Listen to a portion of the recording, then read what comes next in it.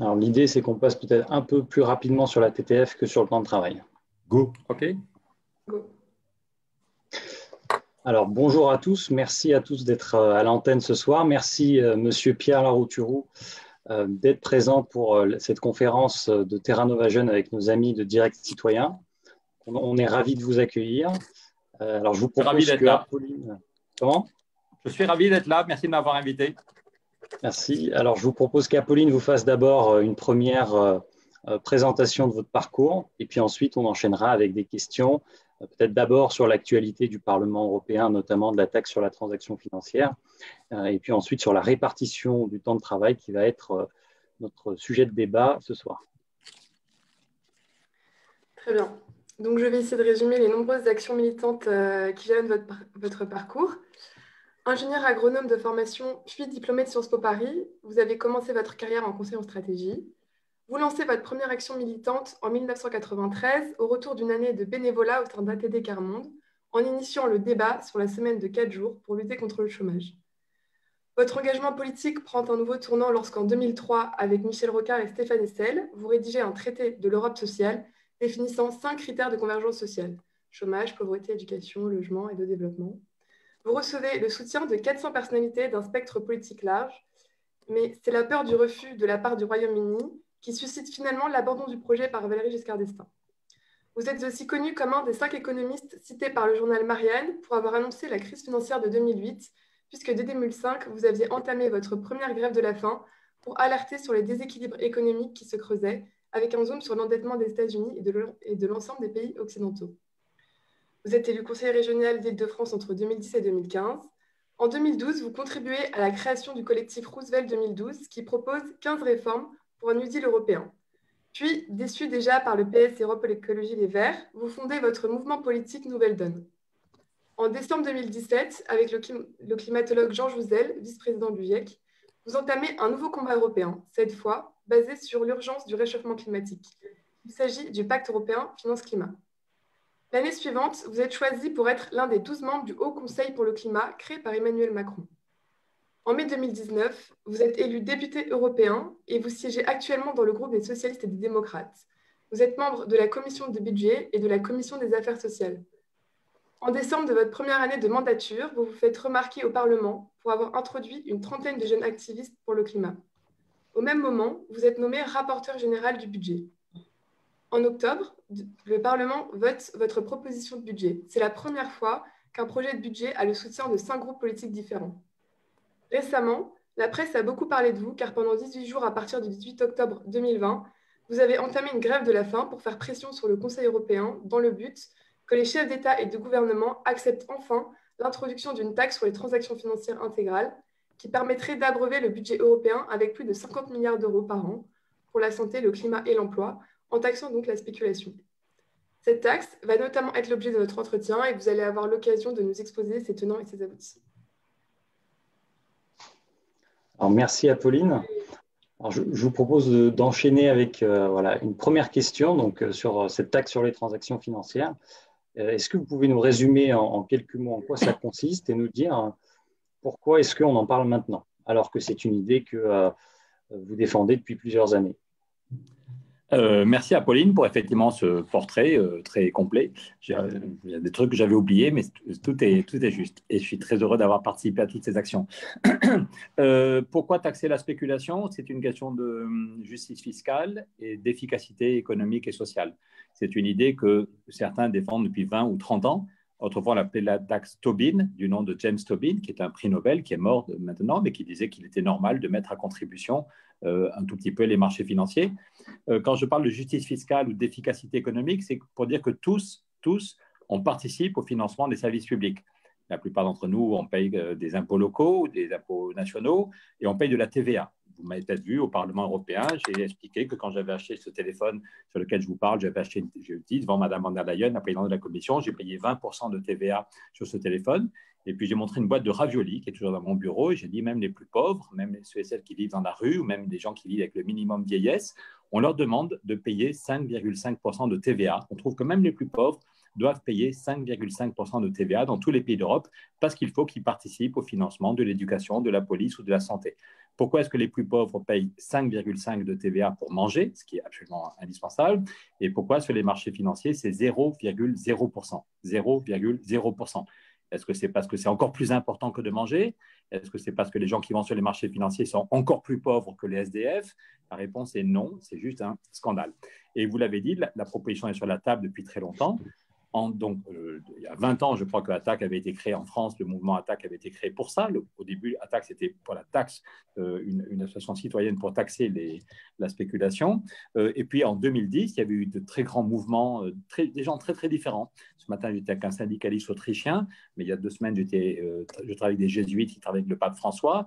Et en 2010, aussi bien des gens de droite que de gauche, des syndicalistes, des ONG, des jésuites avaient fait campagne en disant il faut taxer un peu la spéculation. C'était après la crise de 2008. Tout le monde disait après la crise de 2008, on a donné des milliers de milliards aux banques.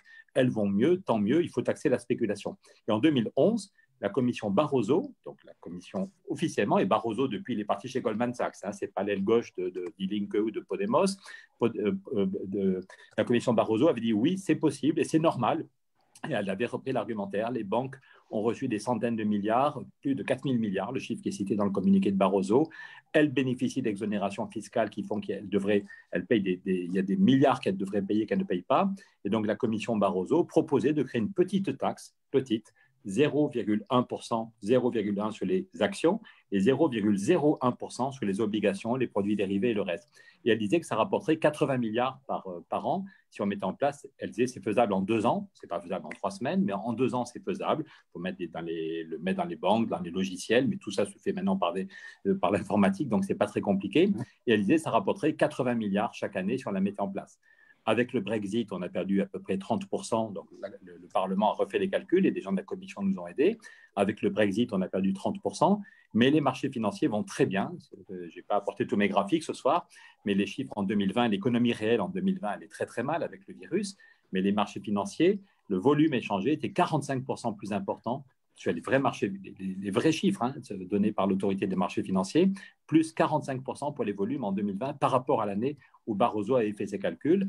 Et les marchés, hier, je ne vais pas être trop long, mais aux États-Unis, qui est un bon indicateur, hier, le Dow Jones était un peu plus de 31 000 points, 31 000, alors qu'avant de se scratcher en 2008, il était monté à 14 000 points. Donc, le dernier sommet des marchés financiers aux États-Unis, on était monté à 14 000 points avant le crash en 2008. Et là, on est à 31 000. Les marchés financiers aujourd'hui sont à plus du double. L'économie réelle va très mal, l'économie réelle va très très mal, les hôpitaux sont à 2 doigts du chaos, il y a des millions d'étudiants en Europe qui dépriment, mais les marchés financiers n'ont jamais 2 fois plus haut que le maximum précédent. Donc, le Parlement européen, je ne suis pas seul, j'étais seul à faire grève de la faim, mais je pouvais m'appuyer sur 2 rapports qui avaient été votés à 1 semaine d'intervalle par 68% et 70-70%, comme on dit à Bruxelles, mais donc une immense majorité, j'avais au moins 68% des députés avec moi. Donc c'est une mesure consensuelle. Il n'y a que le Front National qui a voté contre. Et quand j'ai fait ma grève de la faim, il y a des gens très différents qui sont venus par Facebook pour me soutenir, aussi bien Nicolas Hulot ou des syndicalistes qu'un grand banquier belge ou un ministre libéral du budget belge qui disait oui, ou Xavier Bertrand en France, on a aussi bien les gens d'Attac et Suzanne Georges que Xavier Bertrand, le président des Hauts-de-France, qui dit qu'il est normal de taxer la spéculation. Et le problème, c'est que probablement Bruno Le Maire, ça a un peu énervé le gouvernement français.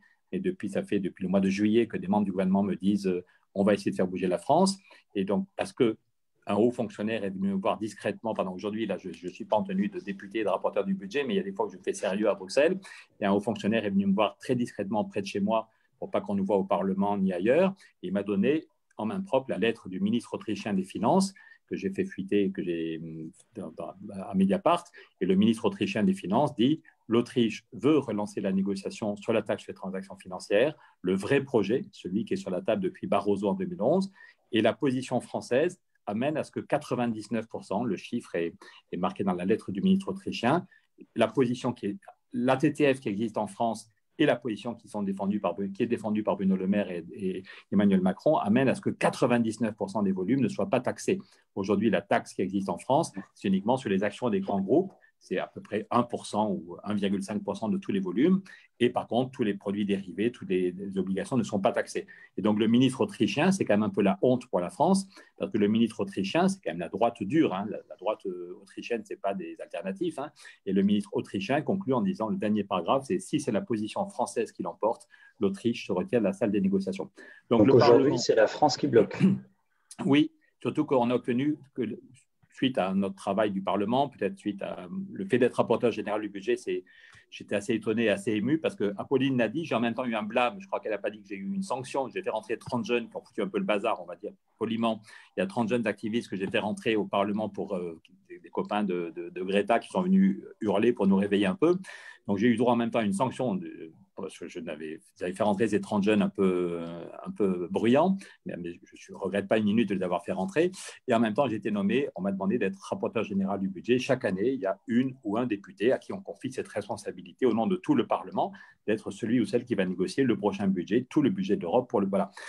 Et là, aujourd'hui, il est en train d'être établi, le budget? Oui, on a eu un accord, je ne vais pas être trop long, on a eu un accord sur le budget pluriannuel pour les 7 prochaines années et sur le budget 2021. Moi, je suis rapporteur du budget 2021. Ça consiste à négocier le budget et à le mettre en œuvre. Pendant un an, je reste rapporteur du budget pour vérifier. Et puis, il y a toujours des ajustements. Là, la semaine prochaine, on va voter une petite modification à cause du Brexit. Et à chaque fois qu'il y a une crise ou un problème, il faut modifier le budget. Ce que je voulais dire juste, c'est que le Parlement a obtenu, certains se sont dit que ma grève de la faim n'avait servi à rien. D'abord, je crois qu'elle a servi pour que le débat soit un peu plus public. Il y a eu des millions de gens, il y a des vidéos qui ont fait des millions de vues. Je crois que quelqu'un m'a dit, un journaliste m'a dit, c'est la première fois qu'on parle, malgré le virus. J'avais peur d'être complètement ridicule et inaudible. Il y avait les élections des États-Unis et le virus, donc j'ai hésité quand même à faire ça. Mais malgré le virus et les élections des États-Unis, il y a eu des millions de personnes, il y a 5 ou 6 pays où on a eu vraiment une masse critique de citoyens qui ont compris qu'il y avait un enjeu, qu'il y avait une fenêtre. Et que oui, c'était possible de taxer la spéculation. Ça ne règle pas tous les problèmes, mais malgré le Brexit, on aurait presque 60 milliards chaque année sur la table. Et avec 60 milliards chaque année, sans demander un centime aux citoyens normaux, ça peut aider pour les hôpitaux, ça peut aider pour isoler les maisons ou faire des transports en commun. Et puis, on a obtenu que la Commission européenne, très peu de gens l'ont dit, mais dans le paquet global qui a été validé par tous les chefs d'État, par le Parlement, c'est compliqué, les institutions européennes, il y a une page qui est signée seulement par la Commission. Elle n'est pas signée par les 27 chefs d'État, mais la Commission dit noir sur blanc, il faut finaliser la négociation sur la taxe sur les transactions financières. Et il faut le faire. Il n'y a pas besoin d'unanimité. Beaucoup de gens nous disent l'Europe c'est foutu parce qu'il faut l'unanimité. Ça, c'est du pipeau. Je rappelle que Schengen, on a l'espace Schengen, le fait d'aller d'un pays à l'autre sans avoir des barrières. On a commencé avec 5 pays, puis l'année suivante, on était 8 et maintenant, on est 26. La monnaie unique, je ne crois pas qu'on ait attendu l'unanimité. Et donc, la Commission européenne a fait un texte en décembre qui valide ce que dit le Parlement. Il n'y a pas besoin d'unanimité. On peut avancer en coopération renforcée. Il suffit qu'il y ait 9 ou 10 pays. Et la Commission nous dit que ce serait bien de finaliser le plus vite possible la négociation pour alimenter le budget européen. Et le plus vite possible, et c'est pour ça que vous sentez un peu de stress dans ma voix, c'est qu'en fait, c'est dans les 5 mois qui viennent. Parce que vous savez que tous les 6 mois, il y a une nouvelle présidence. L'Europe, c'est quand même bizarre. Il y a tous les 6 mois un nouveau pays qui préside. C'était l'Allemagne jusqu'au 31 décembre. Et là, c'est le Portugal d'Antonio Costa. Antonio Costa est très favorable à cette idée. Donc, je ne peux pas raconter toutes les discussions avec l'équipe d'Antonio Costa, mais il y a vraiment la volonté d'arriver à un accord en coopération renforcée sur la taxe sur la spéculation dans les 5 mois qui viennent, avant le 30 juin. Donc, j'espère qu'on aura un accord avec un maximum de pays, mais pas tout le monde d'ici le 30 juin. Par contre, après ça, si on n'y arrive pas maintenant, le 1er juillet, c'est le Premier ministre slovène qui prend la suite. Et le Premier ministre slovène, c'est quelqu'un sans doute de sympathique, mais on va dire un peu bizarre. C'est quand même lui qui avait félicité Donald Trump pour sa réélection. Il n'y en a pas beaucoup en Europe qui ont félicité Donald Trump aussi chaleureusement pour ça. Voilà. Donc tout ça pour vous dire qu'on espère. Le débat est sur la table et c'est maintenant que ça se joue. C'est maintenant que ça se joue, donc c'est pour ça que j'étais heureux de votre invitation et qu'on voudrait qu'un maximum de réseaux, ce matin c'était avec les syndicalistes autrichiens, demain avec d'autres, on voudrait lundi avec des réseaux de jeunes étudiants très engagés sur les questions de climat, avec des élus locaux, on a tous les maires ruraux de France, on a plein de maires de droite et de gauche qui veulent nous aider à relancer le combat. Au niveau européen, Paul Magnette, qui est le patron des socialistes belges, vient de redire à tout le Parti socialiste européen qu'il faudrait relancer le combat, mais on a 5 mois. Antonio Costa, le Premier ministre portugais, a vraiment envie d'avancer, mais le lobby bancaire ne va pas désarmer et Bruno Le Maire n'a toujours pas envie d'avancer. Donc, c'est bien si on est un maximum, chacun dans notre domaine, à faire campagne là-dessus. Et justement, les jeunes qui veulent vous soutenir, est-ce qu'ils peuvent faire quelque chose? Est-ce que, sans parler de rentrer dans le Parlement? Il y a un site qui s'appelle taxonlaspéculation.eu. taxonlaspéculation.eu. Et puis, chacune de vous peut faire des vidéos. Moi, je fais des vidéos qui sont bien, mais qui sont un peu techno. Donc, je fais des vidéos qui font 300 000 ou 400 000 vues. Il y a des copains de Bruxelles, 3 copains que je ne connaissais pas avant, qui sont beaucoup plus punchy. D'habitude, leurs vidéos font 40 000 ou 50 000. Là, ils ont fait une vidéo qui a fait 3 500 000 vues. 3 500 000 vues. Et c'est peut-être l'une de vous ou l'un de vous qui écoute ce soir qui va faire une vidéo qui va déchirer beaucoup plus. Et ça compte vraiment. Vous l'avez dit avec Jean Jouzel depuis 2012, mais beaucoup plus depuis 2017, on avait lancé le combat pour une banque du climat et un vrai projet pour financer le climat au niveau européen. Tout le monde se moquait de nous, y compris Emmanuel Macron, la banque du climat, ça ne paraît pas une priorité. Et puis, j'ai fait une vidéo qui est arrivée à 5 500 000 vues. 5 500 000 vues où j'expliquais, en parlant plus lentement que ce soir, comment ça marche la banque du climat. La Banque centrale européenne fait de la création monétaire. Au lieu d'aller sur les marchés financiers, ça pouvait aller d'abord. Et quand il y a eu 5 500 000 vues, Emmanuel Macron a dit qu'il était d'accord avec la Banque du climat. Voilà. Et Pascal Canfin en a fait une de ses priorités. Donc, ça veut dire vraiment que peut-être que l'un de vous ou l'une de vous va se dire, bon, le Pierrot, il est sympa, ce qu'il dit, c'est intéressant, mais il parle trop vite et il est trop techno. Donc, peut-être que un ou une ou deux d'entre vous va faire la vidéo qui va vraiment nous aider. Je le dis vraiment, peut-être que votre vidéo ou vos vidéos vont nous aider plus. Il y en a qui voudraient qu'on fasse campagne. On avait prévu de faire une très, très grosse manif avec tous les syndicats européens et toutes les ONG climat, mais avec le virus, c'est compliqué. C'est pour ça que je parle plutôt d'aller sur le site, Taxons la spéculation. Vous pouvez signer l'appel et en parler à vos… Il y a pas mal d'étudiants qui ont du temps libre en ce moment. Au lieu de déprimer, la vie d'étudiant, beaucoup de gens ont une vie difficile, mais en particulier les étudiants en ce moment. Vous avez du temps libre, peut-être que vous pouvez nous aider pour faire campagne. Ok, c'est noté. Bon, on va peut-être lancer une chaîne YouTube avec une vidéo sur la TTF. Avec un peu de chance, ça fera un peu d'audience. Oui, sans rire. En tout cas, merci beaucoup pour vos réponses sur cette mise au point sur l'actualité de la taxe sur la transaction financière. Alors, pardon, si je suis trop long, après ça, le but dans ma vie n'est pas de créer une taxe. D'abord, ce n'est pas la seule solution. Je vais demander à Gabriel Zucman et Thomas Piketty proposent aussi une taxe sur les milliardaires. Dans mon dernier bouquin, je la reprends à mon compte, mais j'ai pas réussi. J'ai réussi à ce qu'elle soit dans la doctrine du groupe social-démocrate au Parlement, mais elle ne fait pas encore l'unanimité. Donc, comme rapporteur du budget, je peux me battre pour ceux qui réunissent 68% des députés. C'est le cas de la taxe sur les transactions financières, c'est le cas de la taxe carbone aux frontières. Simplement, pourquoi insister pour la taxe sur les transactions financières? C'est ça rapporte beaucoup. Ça peut rapporter, d'après la Commission européenne, 57 milliards par an. 57. Alors, par exemple, la taxe carbone aux frontières, c'est 3 milliards, 3 ou 4. Donc, c'est quand même 15 fois moins. Même si c'est une bonne idée, il faut aussi avancer sur la taxe carbone. Et puis, la taxe sur les transactions financières, c'est prêt techniquement. L'autre jour, j'ai montré à la ministre allemande par Zoom, je lui ai dit, écoute, Bettina, voilà les 1200 pages de l'étude d'impact. Donc, c'est prêt. Il n'y a pas besoin encore de réfléchir pendant 3 ans, tandis que les autres solutions ne sont pas aussi mûres techniquement. Et puis, par exemple, la taxe sur les milliardaires, ce n'est pas encore dans ce qui a été étudié. Donc, la taxe sur les transactions financières, ce n'est pas la baguette magique. Mais déjà, si on avait une victoire dans les mois qui viennent, ça ferait du bien. Le camp des progressistes est souvent divisé et va de recul en recul depuis 20 ou 30 ans. Si on arrivait au moment des élections, on est souvent divisé. Là, c'est un moment où on pourrait réunir tous les progressistes, on les appelle comme on veut, voilà, il n'y a pas que des gens de gauche, voilà, mais réunir et avoir une victoire. Avec 57 milliards, on pourrait aider.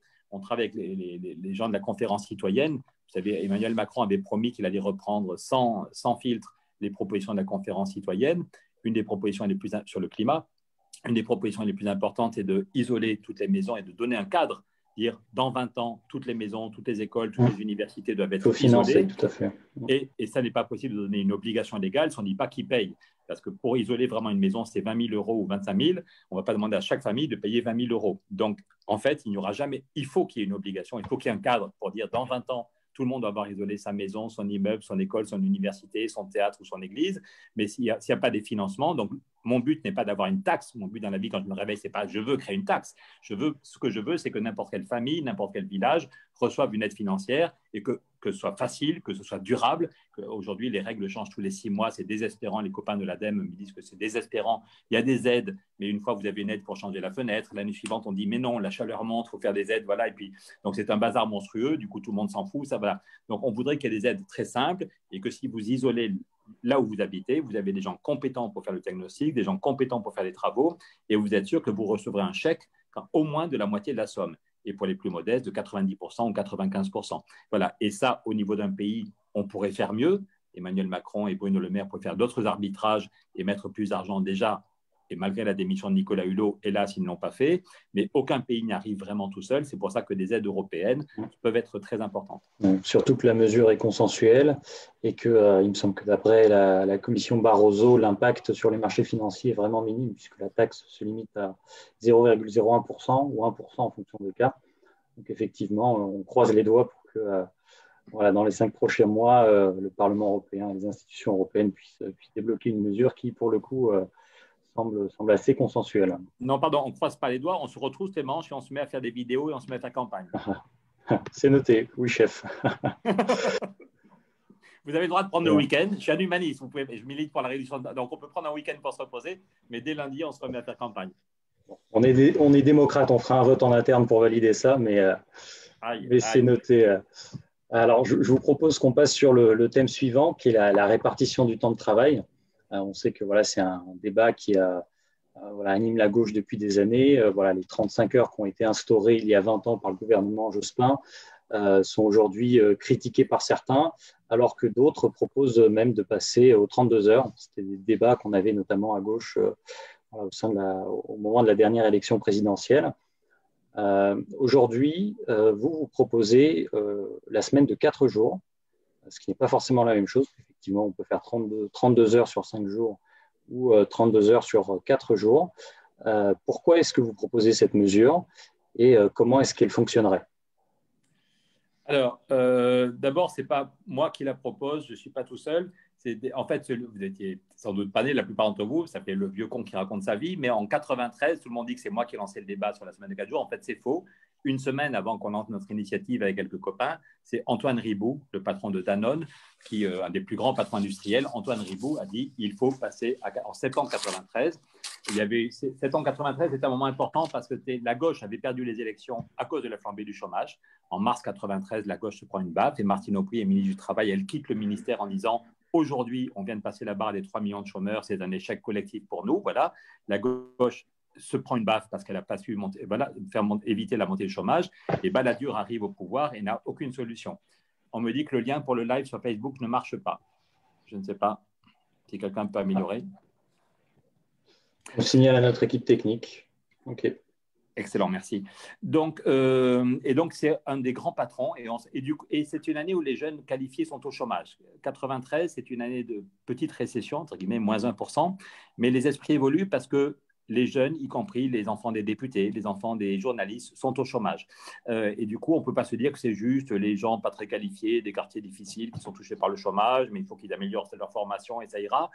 Il y a des députés qui ont été capables de complètement changer d'avis, qui étaient hostiles à la réduction du temps de travail et qui ont changé d'avis parce que peut-être j'avais de bons arguments, parce qu'ils ont accepté qu'on dialogue à plusieurs reprises, tranquillement, j'arrivais avec mes graphiques, mais c'est aussi parce que le fiston, par exemple, Gilles de Robien, un de ceux qui m'a beaucoup aidé, c'est Gilles de Robien, on a fait un tour de France, il a fait une loi pour expérimenter les 4 jours, il était complètement hostile à la réduction du temps de travail. Quand il avait gagné la mairie d'Amiens, c'était une mairie communiste qui était à 35 heures, il a fait revenir à 40 heures, il a eu 6 semaines de grève, il a envoyé des CRS contre ses fonctionnaires pour les faire travailler plus.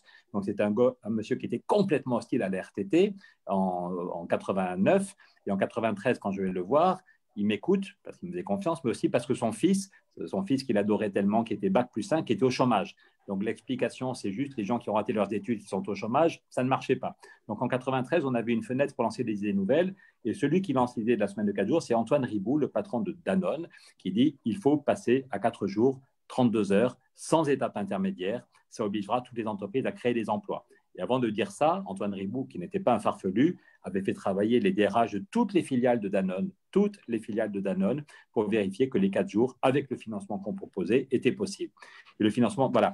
Donc, avant de parler de la solution des 4 jours, je crois qu'elle est toujours, et encore ce matin, je voyais des syndicalistes belges qui veulent relancer le débat et la négociation. Et la semaine prochaine, j'ai été par l'ensemble des syndicats européens qui veulent relancer le débat, aussi parce que les Allemands et les Autrichiens veulent relancer le débat sur la semaine de 4 jours.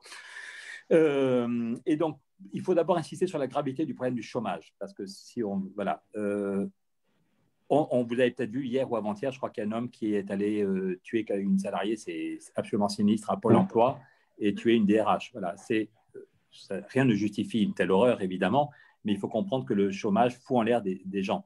L'INSERM a publié une étude. L'INSERM montre qu'avant 2008, avant la dernière grande crise, avant le Covid et la flambée du chômage, le chômage en tant que tel fait 15 000 morts chaque année. 15 000 morts, l'INSERM a suivi la population française pendant 7 ans, a enlevé tous les autres facteurs de risque, les problèmes d'obésité, les problèmes de cancer. Voilà. Il a dit qu'en tant que tel, le chômage fait 15 000 morts, alors qu'on est d'un pays où quand même l'accès aux soins, voilà. Et puis pour tous les salariés, et pour tous les le chômage de masse fait 15 000 morts, avant la crise de 2008. Et puis pour tous les salariés, je ne sais pas si vous pouvez voir la courbe, vous la voyez? C'est la part des salaires dans le... Vous la voyez? Oui, on la voit. C'est la part des salaires. Ce que je veux dire, c'est que ce n'est pas juste les chômeurs et la femme. Il y a quand même plus de 5 millions d'inscrits à Pôle emploi. Donc, il y a déjà 5 millions de familles où c'est le bazar au quotidien, où on s'engueule parce qu'une fois qu'on n'a plus les allocations de chômage, on tombe au RSA. Moi, j'ai une amie qui est au RSA et qui me dit que c'est à chaque fois que quelqu'un sonne, elle a la trouille, elle a peur que ce soit l'huissier qui la foute dehors.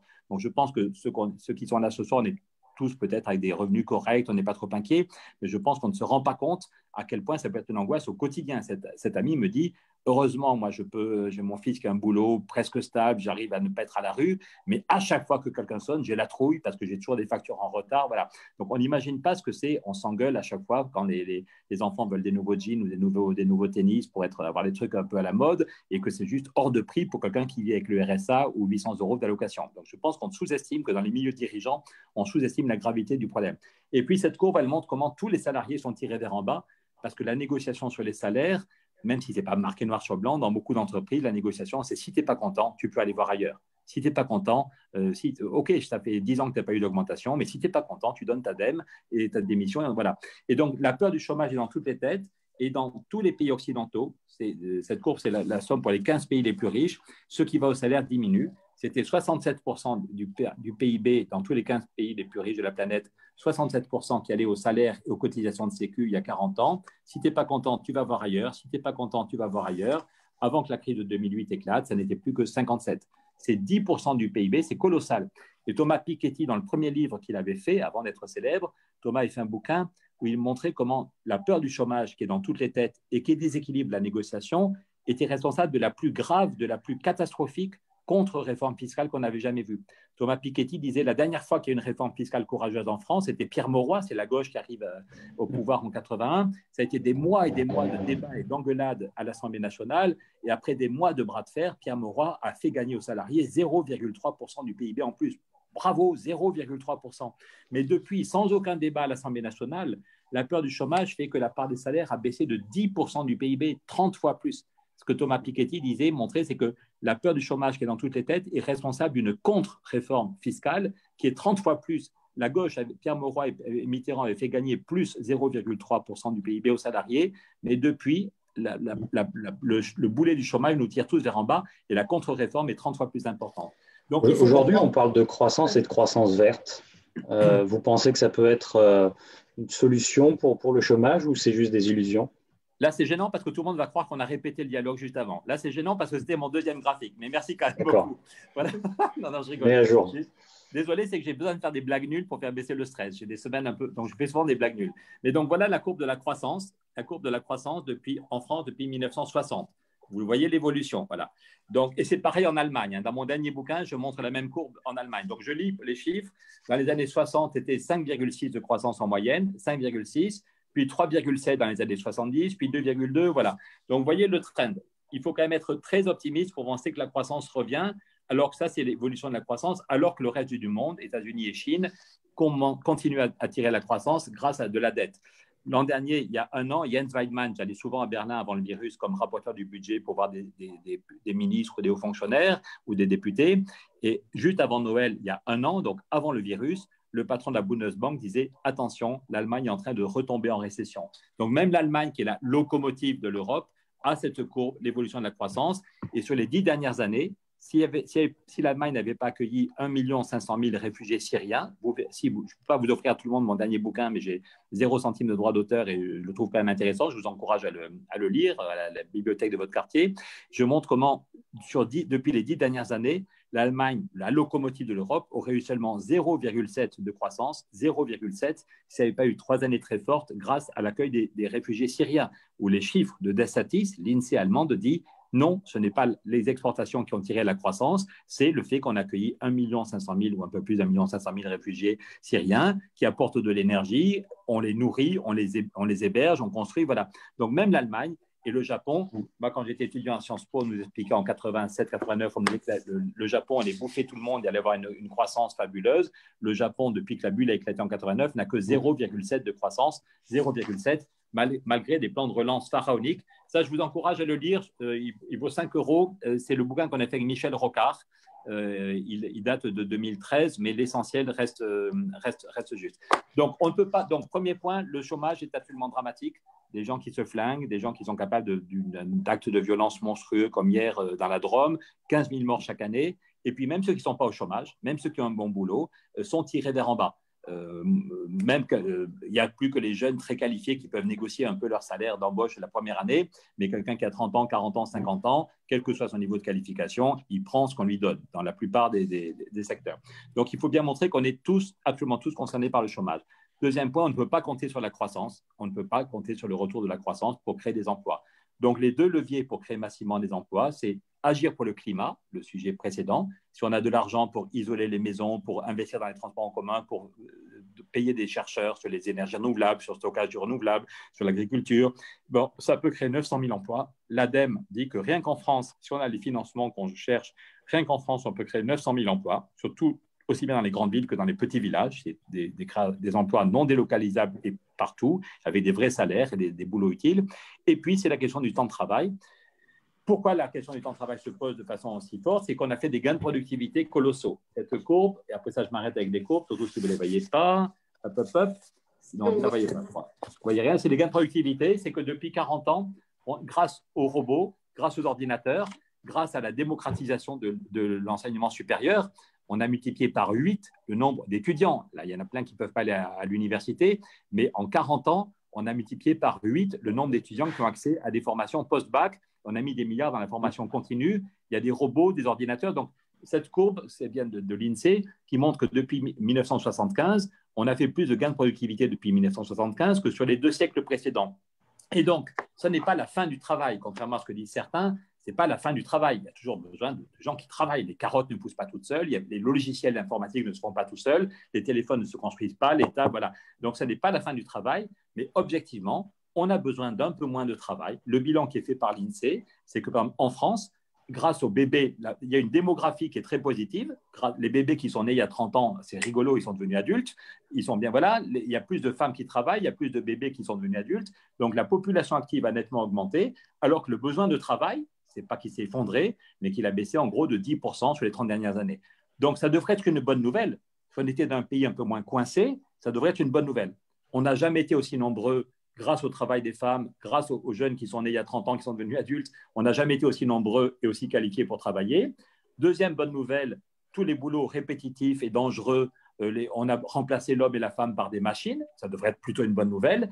Et donc, mais le problème, c'est que comme on est dans un pays coincé, au lieu que de répartir, il y a besoin de moins de travail, on pourrait le répartir entre tout le monde. Mais en fait, aujourd'hui en France, la durée réelle pour un emploi à temps plein d'après l'INSEE est à 38h50. Tous ceux qui vous disent la France est passée à 35 heures, c'est vrai que la durée légale est passée à 35 heures, mais dès le début, les entreprises qui avaient moins de 20 salariés n'étaient pas touchées. Dès le début, avec la deuxième loi sur les 35 heures, on pouvait rester à 38h30 de durée réelle. Dans le bouquin qu'on cite avec Michel Rocard, on cite le patron de toutes les PME de France qui disait mon entreprise a signé un accord 35 heures, mais la durée réelle, la durée vraie, est restée à 38h30. Donc, et puis depuis, la droite est arrivée au pouvoir et elle a passé son temps à casser ce qu'avait fait Jospin dans tout ce qu'a fait Sarkozy. Un des objectifs, c'était de détricoter. Voilà. Donc, en réalité, aujourd'hui, il y a d'un côté des millions de chômeurs qui font 0 heure par semaine et de l'autre côté, ceux et celles qui sont à temps plein. Et parfois, il y en a qui ne comptent pas les heures sup, qui sont à 38h30. Donc oui, je pense qu'il faut relancer le débat sur un autre partage du travail. Et bonne nouvelle, et je m'arrêterai là après, il y a déjà 400 entreprises qui sont passées à 4 jours. Donc, ce n'est pas du pipeau. Les Anglais disent en France, avec la loi d'Eurobien, par exemple, si vous mangez des yaourts Maminova, le yaourt Maminova ou l'Emmental, c'est une entreprise qui est passée à 4 jours. L'usine reste ouverte 5 jours par semaine. Hein. On ne va pas éteindre le compteur électrique le jeudi soir, mais tout le monde, aussi bien les ouvriers que les commerciaux, le directeur général ou la comptabilité, tout le monde est passé à 4 jours. Voilà, pour vous inciter à lire ce bouquin, voilà l'accord de financement, c'est pour de vrai. Voilà, c'est les années, ils ont eu le système qu'on propose. Si l'entreprise passe à 4 jours et qu'elle crée 10% d'emplois, et qu'elle crée 10% d'emplois en CDI, elle arrête de payer les cotisations chômage. Donc voilà le tableau de financement dans une vraie entreprise qui est concurrentielle, qui vend des yaourts chez Carrefour et chez Leclerc. Donc ils ne pouvaient pas augmenter d'1 centime les coûts de production, mais ils n'ont pas baissé les salaires. Tous les salariés sont passés à 4 jours, ils ont embauché 120 personnes et c'est équilibré. Et le bilan qui est fait par le médecin du travail au bout de 2 ans, c'est qu'il y a une qualité de vie qui s'est améliorée et que l'absentéisme a reculé parce que les gens sont bien dans leur peau. Donc, il y a eu un petit blocage de salaire pendant quelques mois. Et après ça, comme l'absentéisme recule, l'entreprise a retrouvé l'oxygène. Voilà, et même les salaires ont recommencé à augmenter au bout d'un an. D'accord. Donc, si je résume votre pensée… Donc, je finis, pardon. Ouais, je finis, c'est la troisième fois que je dis que je vais finir. Excusez-moi. À partir de ces 400 entreprises qui sont passées à 4 jours, il y a un copain qui était au cabinet de Martine Aubry en 99. Le gouvernement avait étudié plusieurs scénarios. Et à partir de ces 400 entreprises, Maminova, Fleury Michon et d'autres, dans mon coin du Béarn, il y a 3 petites PME absolument inconnues qui sont passées à 4 jours et chacune a créé un emploi. Mais c'est la preuve aussi que c'est faisable dans des PME. À Annecy ou à Chambéry, c'est une entreprise d'informatique. Ailleurs, c'est une entreprise de publicité, l'agence verte. Dans le Nord, c'est Rabot du Thiel, une entreprise du bâtiment. Et à partir de ces 400 pionniers, le ministère estimait qu'on pourrait créer 1 600 000 emplois. Ce copain m'avait montré le scénario le plus probable, ce n'est pas le plus optimiste. Le plus probable, c'est 1 600 000 emplois si tout le monde passe à 4 jours avec ce financement. Donc aujourd'hui, la priorité, c'est d'éviter des licenciements. On a été capable de casser quelques tabous. Tout le monde trouvait au printemps normal de faire du travailler moins pour licencier moins. Bruno Le Maire commence à dire qu'il ne faudra peut-être pas le prolonger trop. Moi, je pense qu'il faut priorité éviter les licenciements et travailler moins pour licencier moins. C'est un principe qui marche. Mais après ça, il faut qu'on soit capable de relancer la négociation sur les 4 jours pour créer des nouveaux emplois. Et si on agit fortement sur le climat, on a 900 000 emplois. Avec le climat, on a 900 000 nouveaux emplois. Avec la semaine de 4 jours, on a 1 600 000 emplois. Au total, ça fait 2,5 millions d'emplois. Ça ne règle pas tout, mais ça donne un bon paquet d'oxygène. D'accord. Donc, si je résume votre pensée, vous pensez d'abord que le chômage de masse, c'est presque inévitable. Voilà, les technologies sont de plus en plus performantes, donc il y a de moins en moins besoin d'emplois, même s'il y a des emplois qui sont des nouveaux emplois qui se développent. Non, ensuite, pardon, excusez-moi de te couper. Je n'ai jamais dit que le chômage de masse était inévitable. Quasi inévitable. Ouais. Non, pardon. À moins que on ne propose, voilà. Mais voilà, j'y viendrai juste après sur un peu les détails et les contraintes de la mesure. Mais si on résume, voilà, a priori, l'évolution technologique n'apportera pas plus d'emplois en soi. Ce seront peut-être des nouveaux emplois, mais a priori, comme voilà, les technologies optimisent la productivité, a priori, il devrait y avoir autant, voire moins d'emplois. La croissance, on ne peut pas compter dessus, puisqu'effectivement, elle diminue depuis des années, qu'on a des contraintes écologiques et que voilà, il y a un débat sur la croissance verte, la décroissance qui a lieu, mais a priori la croissance forte, en tout cas, n'est pas d'actualité.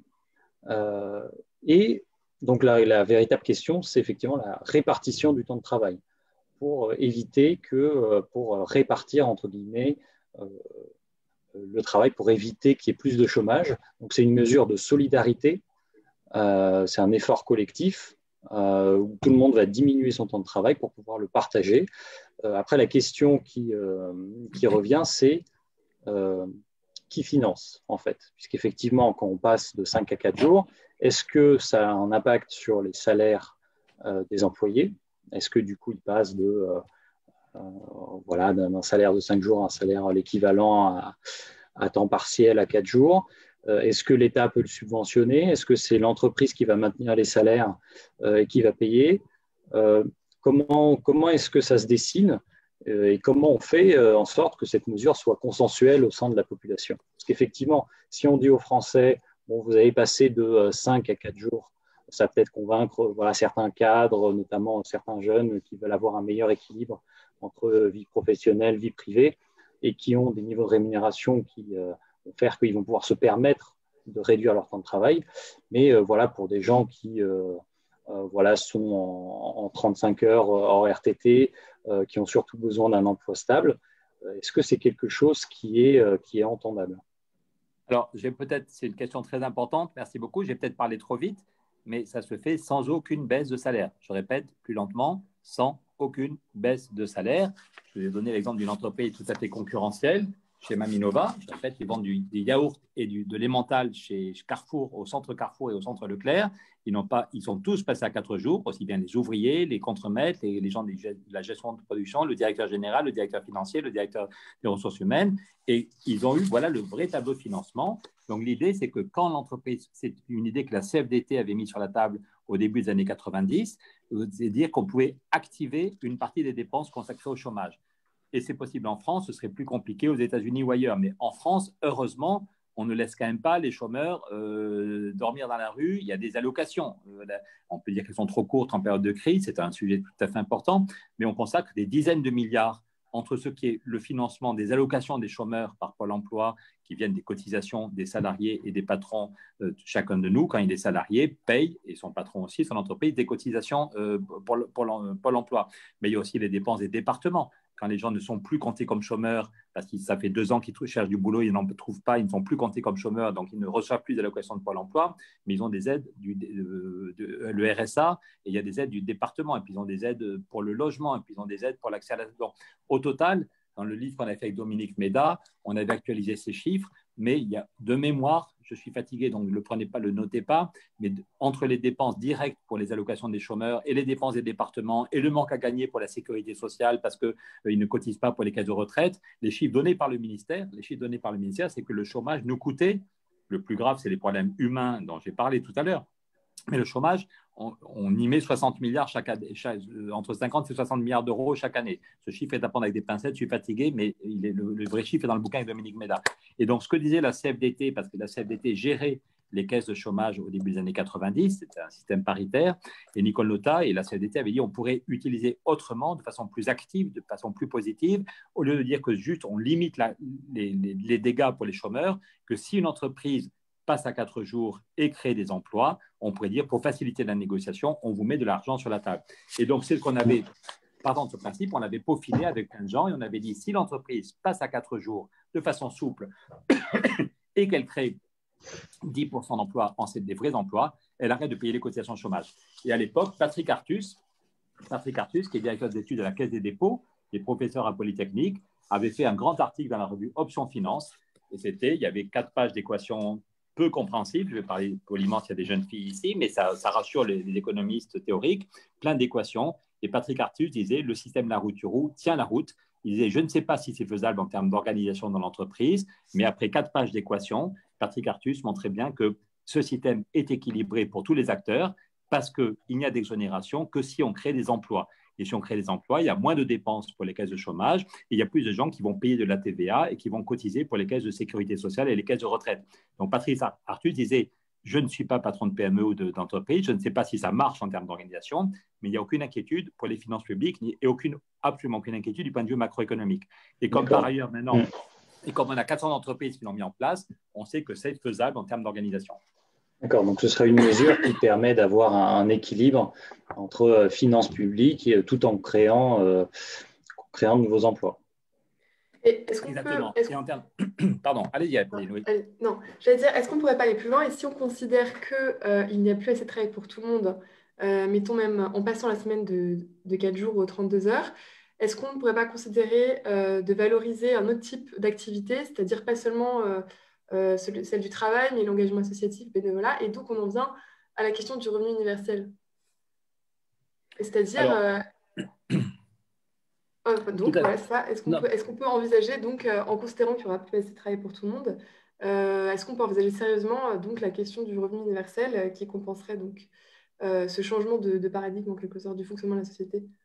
Alors, d'abord, je redis que si on met le paquet sur le climat, qui est quand même absolument vital, si on veut éviter une catastrophe climatique dans les 10 ans ou 20 ans qui viennent, si on met le paquet sur le climat, rien qu'en France, on peut créer 900 000 emplois. Si toutes les entreprises passent à 4 jours avec le financement qu'on propose, à partir des 400 pionniers, ce n'est pas un modèle, ce n'est pas un système informatique qui donne ce chiffre, c'est à partir des 400 entreprises déjà passées à 4 jours, on estime qu'on peut créer 1 600 000 emplois.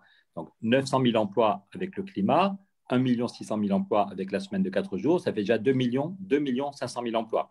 Et je pense qu'il faut aussi renforcer les hôpitaux, créer des emplois dans les hôpitaux, créer des emplois dans l'éducation, créer des emplois dans la justice, dans la police, créer des emplois pour ceux qui luttent contre l'évasion fiscale.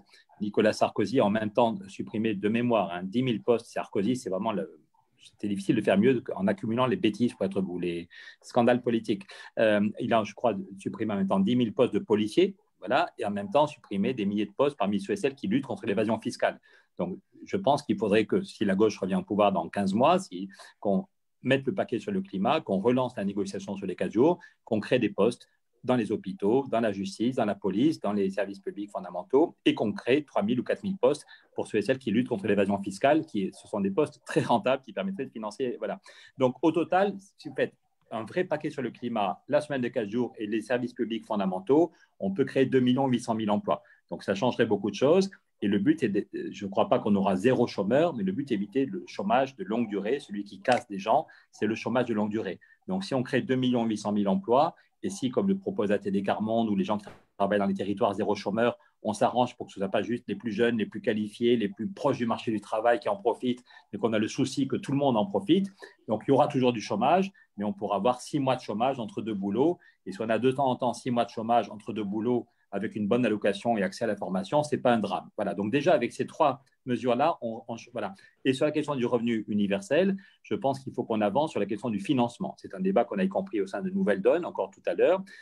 Est-ce qu'on est capable de dire comment on le finance pour tout l'ensemble de la vie, ou est-ce qu'on est, j'en parlais avant-hier avec Paul Magnette, qui est le chef des socialistes belges, qui disait que lui, il ne savait pas comment on finance un revenu universel pour tout le monde, mais que déjà, il voulait relancer le débat sur les 4 jours, que déjà, il voulait relancer le débat et la négociation sur la taxe sur les transactions financières, et il disait qu'au moins, et si je dis ça, si je suis d'accord avec lui, qu'au moins la première étape qu'on devrait mettre en place en quelques mois, c'est pour les 18-25 ans, vérifier qu'on met en place l'accès au RSA, un RSA amélioré pour les 18-25 ans. Il y a des pays qui l'ont déjà fait, une allocation d'autonomie pour les jeunes, c'est possible, qu'aucun jeune entre 18 et 25 ans ne soit en situation de précarité. Voilà. Que personne qui est en situation de recherche d'emploi ne tombe dans la pauvreté, donc que tout le monde sache qu'il aura et puis que les plus de 65 ans, on est d'un pays où on est assez riche pour dire qu'aucune personne âgée ne doit tomber dans la pauvreté. Donc déjà, ça, je pense que c'est tout à fait crédible et qu'on doit pouvoir le financer sans miser sur une révolution fiscale qui, voilà. Moi, mon but, c'est que la gauche gagne dans 15 mois et qu'on ait un truc qui est crédible et qu'on peut mettre en place, ne pas décevoir. Donc, la semaine de 4 jours, je sais comment on le finance. Le plan climat qui change tout, je sais comment on le finance. Et ces 3 niveaux d'allocation pour les 18-25 ans, pour qu'aucun chômeur ou aucune chômeuse ne tombe dans la pauvreté et que personne de plus de 65 ans ne soit dans la pauvreté, ça, ces 3-là, je suis persuadé qu'on peut arriver à avoir un large consensus politique, gagner une élection et les financer. Et par contre, je sors mon joker, je n'en suis pas très fier, mais y compris avec des copains de Nouvelle Donne, on s'est dit ce matin qu'il fallait recreuser pour savoir si on pouvait aller plus loin et comment on le finance. Par ailleurs, j'aimerais devancer une autre critique qui peut être de celle de la semaine de 4 jours. Souvent, donc, on est comparé à l'Allemagne ou même aux États-Unis, où on observe une forme de précarisation des emplois avec un raccourcissement du temps, avec des petits jobs. Et là, quand vous énoncez votre modèle, vous mentionnez qu'on puisse avoir 6 mois de chômage entre 2 emplois, etc. Est-ce que donc un pendant extrême de cette mesure serait de tomber donc dans la précarisation du travail en France? C'est-à-dire que... Non, pardon. Justement, il y a 2 façons. De toute façon, il y a des gains de productivité. Voilà. De toute façon, on ne va pas détruire les robots, on ne va pas détruire les ordinateurs, et on ne va pas, tous ceux qui sont passés à la faculté, à l'université ou dans une grande école depuis 30 ans, on ne va pas leur dire je vais t'arracher un morceau du cerveau pour que tu sois plus con. Donc, de toute façon, on a fait des gains de productivité à cause de la révolution technologique et de l'accès à la formation. Donc, dans tous les pays, il y a besoin de moins de travail. Donc, la question est de savoir comment est-ce qu'on gère ce moins de travail. Est-ce que c'est par les petits boulots en Allemagne? Voilà, ça c'est la courbe aux États-Unis. Pardon, ça c'est la courbe du rapport de la Maison-Blanche qui est sorti en 2005, donc avant la crise financière. Vous voyez que la durée moyenne aux États-Unis, avant la crise financière, est tombée à 33 heures et des poussières. Donc, que c'est très intéressant de voir aux États-Unis, c'est le livre blanc de la Maison-Blanche. La courbe en haut, c'est la durée réelle dans l'industrie. Dans l'industrie, entre 1960 et 2005, la durée réelle pour un emploi à temps plein n'avait pas changé. Donc, le modèle classique, celui ou celle qui travaille dans l'industrie, il fait ses 40 heures par semaine. Ça a très peu varié. Vous voyez, c'est très stable. Par contre, l'emploi industriel, on a perdu 35%. Donc, c'est ce que dit Robert Reich, c'est qu'on n'a pas eu une désindustrialisation, même si les règles de la mondialisation ne sont pas correctes, même s'il y a eu des délocalisations vers la Chine. Robert Reich, qui est l'ancien ministre de Clinton, je vous conseille de regarder ses vidéos, elles sont géniales. Robert Reich dit que non, le chômage ne vient pas de la mondialisation. Le chômage vient du fait qu'on a fait des gains de productivité, qu'on n'a pas été capable de relancer le débat sur le temps de travail. Et que dans l'industrie, la durée moyenne est restée réelle, est restée entre 30 et 40 heures, alors qu'il y avait des gains de productivité et que du coup, on a coupé 35% des effectifs. Mais ce qui est intéressant dans cette courbe, c'est de voir que la durée moyenne, sans compter les chômeurs, est tombé à 33 heures aux États-Unis. Donc, ceux qui sont dans l'industrie sont restés à 40 heures, mais si la durée moyenne réelle de ceux qui ont un boulot est tombée à 33 heures, ça veut dire que dans les services, on est plutôt à 28 heures de durée moyenne, avec une précarité terrible. Donc, est-ce que c'est ça qu'on veut? En Allemagne, ils n'ont pas de chômage, mais hélas, c'était les sociodémocrates qui étaient au pouvoir en 2004 avec la réforme Hartz. Il n'y a plus aujourd'hui en Allemagne, en 2021, il y a plus de 6 millions de gens qui ont des petits boulots à 450 euros. C'est les chiffres du ministère du Travail allemand. Donc 4 500 000, c'est le seul boulot. Il y en a, c'est un deuxième job, mais 4 500 000 Allemands avant la crise du Covid. Donc, c'est pas avant la crise du Covid, une question au Bundestag il y a un an, j'étais scotché, je pensais que la gauche exagérait le problème, mais la ministre du Travail dit oui, encore aujourd'hui, plus de 6 millions d'Allemands sont avec des mini-jobs à 450. Donc, il faut savoir, il y a d'autres pays où on laisse les femmes à la maison, de façon caricaturale, mais au Japon, en gros, voilà. Donc, de toute façon, il y a un partage du travail. En France, c'est 5 millions de gens qui font 0 heure par semaine et les autres qui travaillent 40 heures à la limite du burn-out. Donc, d'une façon ou d'une autre, dans tous les pays, il y a un certain partage du travail. La question n'est pas pour ou contre le partage, mais quel est le partage qui correspond à nos valeurs? Est-ce que c'est laisser les femmes à la maison comme au Japon? Est-ce que c'est si tu tombes au chômage, tant pis pour toi comme en Allemagne et on va te pousser à accepter très vite un boulot merdique à 450 euros? Ou est-ce que c'est une façon de négocier collectivement? Ou est-ce que la meilleure façon, c'est de dire on a fait des gains de productivité, ça devrait être une bonne nouvelle. Tous les boulots stupides ou répétitifs ou dangereux, on a remplacé l'homme et la femme par des machines, ça devrait être une bonne nouvelle, mais on reprend un mouvement historique. On était à 7 jours sur 7 il y a un siècle. On a divisé par 3 le temps de travail depuis un siècle. On était à 7 jours sur 7, on est passé à 6 jours, on est passé à 5 jours, on a interdit le travail des enfants, on a raccourci la journée. L'autre jour, avant que je sois député, j'allais souvent en Belgique pour rencontrer des syndicats. Et il y a quelques années, le patron du plus grand syndicat belge m'avait raccompagné à la gare du Midi en disant c'est quand même incroyable comment la question du temps de travail est devenue un sujet tabou, alors que pendant 70 ans, 70 ans, comme ils disent à Bruxelles, pendant 70 ans, c'était le grand combat des progressistes. En 1905, en France, l'Église et la CGT s'étaient mis ensemble pour obtenir la semaine de 6 jours. Les deux grandes forces de l'époque, l'Église catholique et la CGT, s'étaient mis ensemble pour dire on doit avoir un jour de repos. Ils n'étaient pas tous d'accord pour savoir si on irait à la messe le matin ou pas, mais ils étaient mis d'accord pour dire on a droit à un jour de repos. Et le patronat n'en voulait pas en disant les ouvriers vont se mettre à boire, ils ne seront plus capables de travailler le lundi. Mais donc, historiquement, alors qu'on n'a pas fait tellement de productivité, je vous remonte la courbe, entre 1900 et 1970, il n'y avait pas tellement de chômage et pas tellement de gains de productivité, mais les forces de progrès se sont battues pour obtenir la semaine de 6 jours, puis la semaine de 5 jours, puis les congés payés. On est passé de la journée de 12 heures à la journée de 10 heures. Voilà. On a divisé par 3 le temps de travail en un siècle, alors qu'il n'y avait pas tellement de gains de productivité. Et depuis 1975, la révolution de l'ordinateur pour tout le monde, de l'ordinateur dans toutes les usines et l'intelligence qu'on met dans la cabesse, on a fait des gains de productivité colossaux et le temps de travail réel, aujourd'hui en France, est à 39 heures, quasiment le même qu'en 80. Voilà. Donc ce syndicalisme, ce patron de la FGTB, disait c'est quand même incroyable, ça a été le grand combat de toutes les forces de progrès pendant un siècle et c'est devenu le grand tabou, en particulier parce que les 35 heures en France, la deuxième loi sur les 35 heures était très ambiguë. On pouvait changer la définition du temps de travail, on avait droit à des exonérations même si on ne créait aucun emploi. Il y a eu 3 lois sur le temps de travail en France, 3 lois, la loi de Robien, la première loi Aubry et la deuxième loi Aubry. Et les 2 premières étaient très efficaces. Il y avait des aides financières que si vous baissiez vraiment le temps de travail et si vous créez des emplois. Donc la loi de Robien comme la loi Aubry, la première, on donnait des bons accords équilibrés. L'entreprise a des aides, mais elle a des aides que parce qu'elle embauche du monde et les salariés gagnent en qualité de vie et il y a vraiment des emplois. Et par contre, la deuxième loi Aubry, celle qui a concerné le plus de monde, on pouvait rester à 38h30, on pouvait changer la définition du temps de travail.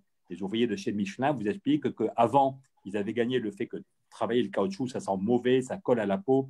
Depuis très longtemps, ils avaient le droit de prendre une douche. Et prendre une douche pour être propre avant de rentrer chez soi, c'était considéré comme du temps de travail. Et avec la deuxième loi sur les 35 heures, on leur dit, ben là, tu sais, on a changé la définition de temps de travail. Tu peux rester le temps que tu veux, tu es sous la douche, tu es déjà en RTT. Donc, voilà. Donc, c'est pour ça. Et du coup, le bilan des 35 heures, ça n'est pas la catastrophe qu'annonce le MEDEF. C'est faux de dire que ça a quand même créé 350 000 emplois. Il n'y a eu aucun problème de compétitivité. Je rappelle que la balance commerciale de la France, jusqu'en 2004, jusqu'à ce que l'Allemagne rentre dans une stratégie de dumping salarial, la balance commerciale de la France était en excédent jusqu'en 2004. Donc, le passage aux 35 heures n'a pas eu d'impact négatif. Mais par contre, avec autant de flexibilité dans la deuxième loi, effectivement, l'effet sur l'emploi était beaucoup plus faible. Et là, on peut gagner combien d'emplois selon vous en France? avec une telle mesure. Et j'ai aussi une deuxième question. Est-ce qu'on instaure cette mesure de manière, entre guillemets, forcée? C'est qu'on dit qu'aujourd'hui, on passe à la semaine de 4 jours pour tous. Ou est-ce qu'on renforce les incitations pour que les entreprises progressivement passent aux semaines de 4 jours quand elles le souhaitent? Donc, première question, combien ça peut créer d'emplois? Je répète, à partir des 400 entreprises qui l'ont déjà mis en place. Un copain qui travaille au cabinet de Martine Aubry, je ne donnerai pas son nom, mais de toute façon, maintenant, il y a prescription, c'était en 99, m'avait montré une étude qui disait qu'à partir des 400 entreprises déjà passées à 4 jours, on estime qu'un mouvement général pourrait créer 1 600 000 emplois. 1 600 000 emplois, c'est l'étude faite à la demande du ministère du Travail à partir des entreprises passées à 4 jours avec la loi de Robien. Du coup, est-ce qu'on les force ou est-ce qu'on fait des incitations pour que progressivement les entreprises passent peut-être, si elles le souhaitent, à la semaine des 4 jours? D'abord, on relance le débat. Moi, j'avais dit à l'équipe de Lionel Jospin que je rêvais qu'on prenne une soirée à la télévision pour montrer les limites de la croissance, voilà, qu'on vous donne, voilà, pour montrer les robots, les ordinateurs, qu'on donne la parole. Est-ce qu'on donne la parole au patron de Fleury-Michon, au patron de Maminova, à des salariés de Maminova et de Fleury-Michon ou de la PME? Quand vous allez à Pau, quand vous allez acheter une chocolatine dans une boulangerie à Pau ou à Bayonne, le contrôle bactériologique est fait par une PME qui s'appelle Abiocé, qui vérifie qu'il n'y a pas de bactéries. Voilà. Abiocé, c'est une toute petite PME qui fait des contrôles biologiques et qui est passée à 4 jours. Et je pense que personne ne le sait. Donc, est-ce qu'on donne la parole? Est-ce qu'on fait une soirée spéciale en disant, voilà les limites de la croissance, voilà les dégâts du chômage. Il n'y a pas de baguette magique, mais dans plusieurs pays, le débat revient sur la semaine de 4 jours. Eh bien, on va donner la parole. Au lieu d'imposer un truc et après ça de faire marche arrière, en gros, ce qu'a fait la gauche, c'est que quand Lionel Jospin arrive, il y a un grand sommet social. À 17h, il annonce qu'il va y avoir une loi sur le temps de travail. Le MEDEF explose. Le patron du MEDEF démissionne en disant c'est moqué de nous et c'est les plus agressifs du MEDEF qui arrivent. Alors, voilà. Et puis, finalement, vu la réaction, dans la deuxième loi, on cède tout ce que demandait le MEDEF. On laisse la durée réelle à 38 heures et on fait plein de flexibilité. Donc, je pense que vouloir imposer un truc et finalement lâcher plein de flexibilité et donner des dizaines de milliards d'exonérations, à l'époque, avec Stéphane Hessel, avec la veuve de Pierre Mendès France, avec plein de syndicalistes, on avait fait un appel pour dire, et c'est des noms de Solferino qui m'a dit, est-ce que tu peux lancer cet appel parce qu'on n'est plus capable d'avoir un débat à Solferino, en disant 35 heures, oui, mais avec des emplois. On avait dit c'est pas possible que dans la deuxième loi, on va donner 70 milliards d'exonération. 70 milliards, c'était des francs à l'époque, sans aucune contrepartie en crachant d'emplois. Voilà. Mais le MEDEF… Donc aujourd'hui, vous appelez l'ensemble de la gauche, donc des partis et des mouvements, à aller interviewer, médiatiser la parole des personnes qui travaillent dans des entreprises. Mais je pense qu'il faut dire mettre en place la semaine de 4 jours. La meilleure façon de relancer le débat, je crois, c'est de dire que le chômage nous concerne tous. On peut tous avoir un copain, une copine, un fils, une fille, un voisin qui est au chômage. Deuxième point, il n'y a aucun espoir de retour de la croissance. Voilà. Vous avez vu l'évolution et là, le ressort est cassé. Et si on avait un peu de croissance, c'est parce que les États-Unis et la Chine, je n'ai pas eu le temps de vous montrer tous mes graphiques, mais si la France ou l'Allemagne avait un tout petit peu de croissance, c'est parce qu'il y avait deux moteurs, les États-Unis et Chine, mais où la croissance venait essentiellement de l'endettement. En 2019, Donald Trump était tout content parce que les États-Unis, en 2019, ont eu 2,4 de croissance, plus 2,4, mais la dette totale publique et privée aux États-Unis, publique et privée, 12% du PIB. La dette aux États-Unis a augmenté. Donc de toute façon, on était dans un monde complètement déséquilibré où les deux moteurs de l'économie mondiale, les États-Unis et la Chine, ne fonctionnaient qu'avec un niveau de dette toujours croissant. Donc, il faut comprendre que la croissance ne reviendra pas, mais ça n'est pas grave si on est capable d'inventer un modèle de prospérité du 21e siècle où on peut donner un boulot à tout le monde, un vrai boulot, bien payé, intéressant, où les gens pourront changer de boulot. Si on crée 2 800 000 emplois, quelqu'un qui ne se plaît pas dans son boulot, qui n'a pas d'augmentation de salaire, pourra aller trouver un boulot ailleurs. Et donc, c'est possible avec ces 3 leviers principaux, agir pour le climat, relancer la négociation sur les 4 jours et créer des emplois dans les services publics qui sont fondamentaux. Et donc justement, en évoquant cette question du climat, on aurait aimé savoir quelle est votre position sur le nucléaire. Est-ce que vous êtes pour un transfert progressif à l'ENR? Quelle est votre position? Quand j'étais petit, mon papa travaillait à EDF et il m'expliquait, j'étais petit il y a 50 ans, 55 ans, il m'expliquait que les énergies renouvelables étaient très, très, très, très chères et qu'elles n'étaient pas fiables et que le nucléaire était beaucoup moins cher. Voilà. Et il avait raison. Il y a 50 ans, j'ai encore regardé hier une courbe, le prix par exemple, du photovoltaïque, c'était 300, de mémoire, c'était 350 ou 400. Voilà. Aujourd'hui, les courbes se sont complètement inversées. Le photovoltaïque, grâce au travail des chercheurs, des ingénieurs, des ouvriers qui ont amélioré, le coût du photovoltaïque, le coût de la biomasse ont considérablement baissé. La courbe que j'ai vue hier, c'était même pas il y a 40 ans, il y a 20 ans. le prix du mégawatt était à $350, maintenant on est tombé à 60. On a divisé par 5 ou 6 pour le coût réel, y compris l'installation pour le photovoltaïque. On a fait des progrès dans le stockage. Le stockage, ça peut être une batterie, mais ça peut être aussi faire remonter de l'eau dans un barrage. J'oublie toujours les 3 pays qui sont mis en connexion au nord de l'Europe. Quand il y a beaucoup de vent et qu'il y a beaucoup d'éoliennes ou quand il y a beaucoup de photovoltaïque, pour stocker l'énergie, ce n'est pas forcément des batteries avec des terres rares. On fait des turbines arrière, donc dans les barrages hydrauliques. Quand on a besoin d'électricité, on fait tomber l'eau qui fait tourner les rotors pour faire l'électricité. Mais quand il y a trop d'électricité qui vient grâce au photovoltaïque ou à l'éolien, on fait remonter l'eau dans les barrages. Et donc, on remplit le barrage d'eau et ça servira une semaine après ou un mois après ou un an après. Donc, en fait, est-ce que c'est suffisant? C'est suffisant si en même temps on fait un gros travail d'efficacité énergétique. Le problème des pointes, si on continue à mettre de l'électricité avec du gaz, c'est parce que quand il fait froid, en novembre, en décembre, en janvier, en février, quand tout le monde rentre chez lui à 18h et qu'il met le chauffage et qu'il met la télé et qu'il commence à préparer son dîner, on a une demande d'énergie qui est très importante. Et voilà. Donc, premier point quand même, si on y va, est-ce qu'on est capable d'avoir un débat serein sur ces questions?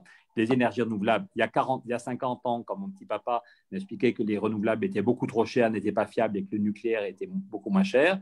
Il avait raison il y a 50 ans, mais c'est faux aujourd'hui. Suite aux catastrophes qu'on a vues aux États-Unis ou au Japon, on fait des centrales nucléaires de plus en plus chères. On voit en France ailleurs qu'on a de plus en plus de mal à les finir, à les construire vraiment et qu'elles sont très, très, très chères, qu'on ne sait pas quoi faire des déchets nucléaires. Voilà. En termes d'autonomie, il n'y a pas beaucoup d'uranium sur le territoire de l'Hexagone, je crois. Donc, je pense qu'il faut ne pas en faire un combat idéologique, mais se dire que l'essentiel, c'est l'efficacité énergétique, c'est isoler les maisons, c'est faire des transports en commun, l'essentiel, c'est l'efficacité. Il faut diviser par 2 notre consommation d'énergie, efficacité, frugalité, ne plus prendre l'avion. L'autre jour, j'ai parlé avec des gens d'Airbus comme rapporteur du budget, j'ai dialogué avec des dirigeants d'Airbus, d'abord pour éviter les licenciements. C'était le principal sujet, comment éviter une catastrophe sociale chez Airbus et chez les sous-traitants. Et puis au bout d'une heure, je lui ai dit que j'allais faire le maximum, je lui ai dit une autre fois, on se parlera tranquillement. Je dois vous dire que dans ma vie personnelle, je ne prends plus jamais l'avion. Je ne prends plus jamais l'avion. Quand je vais à Bamako pour parler du climat, je prends l'avion. Mais sinon, même quand je vais à Madrid pour le sommet sur le climat, j'y vais en train. Et ça, voilà. Donc je lui ai dit, j'aimerais qu'on parle une fois de l'évolution d'Airbus. Vous savez travailler l'électronique, vous savez travailler le plastique, vous savez travailler le métal. Peut-être que vous pouvez faire autre chose que des avions. Peut-être que vous pouvez baisser le temps de travail. Chez Volkswagen, il y avait 30 000 personnes en trop en 1993. Le patron de Volkswagen voulait licencier 30 000 personnes. Les politiques ont dit non, 0 licenciement, 0. Et Volkswagen est passé à la semaine de 28 heures. Voilà. Donc, je ne vais pas être trop long, mais l'efficacité, la frugalité, voilà. Là, j'ai une belle chemise parce que ce matin, j'étais au Parlement, mais hier, j'avais une chemise tout élimée. Je travaillais chez moi à Bruxelles et je crois que si on fout en l'air, si on jette une chemise parce qu'elle est un peu vieille, un pantalon parce qu'il est vieux ou une robe parce qu'elle est un peu… Voilà, si chacun de nous consomme toujours plus de vêtements, consomme toujours plus de viande et prend l'avion dès qu'il a un week-end cool, la planète va à la catastrophe. Donc, il y a besoin de frugalité et on peut être heureux avec une chemise un peu élimée, on peut être heureux en ne mangeant pas de la viande tous les jours et on peut être très heureux en ne prenant jamais l'avion pour ses congés personnels. Voilà, et y compris, et ça ne veut pas dire que les gens d'Airbus iront au chômage. On a des moyens pour qu'ils fassent autre chose avec leur savoir-faire, ils peuvent faire autre chose que des avions. Et si le besoin de travail diminue, ils pourront passer à la semaine de 28 heures, comme chez Volkswagen.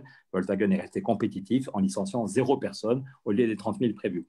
Et donc, sur le nucléaire, je pense qu'on doit arrêter de faire des nouvelles centrales et qu'on doit faire de l'efficacité énergétique, avoir besoin de beaucoup moins de consommation d'énergie et des renouvelables. Et je le répète, contrairement à ce que disent certains, les renouvelables sont de plus en plus stockables, y compris soit avec des batteries, soit en utilisant, par exemple, les barrages. C'est une technologie qui est maintenant très au point. Quand il y a beaucoup de vent, beaucoup d'énergie éolienne, beaucoup de photovoltaïque, on la stocke en faisant remonter l'eau. Et l'eau, quand on en aura besoin, sera utilisée pour faire de l'électricité.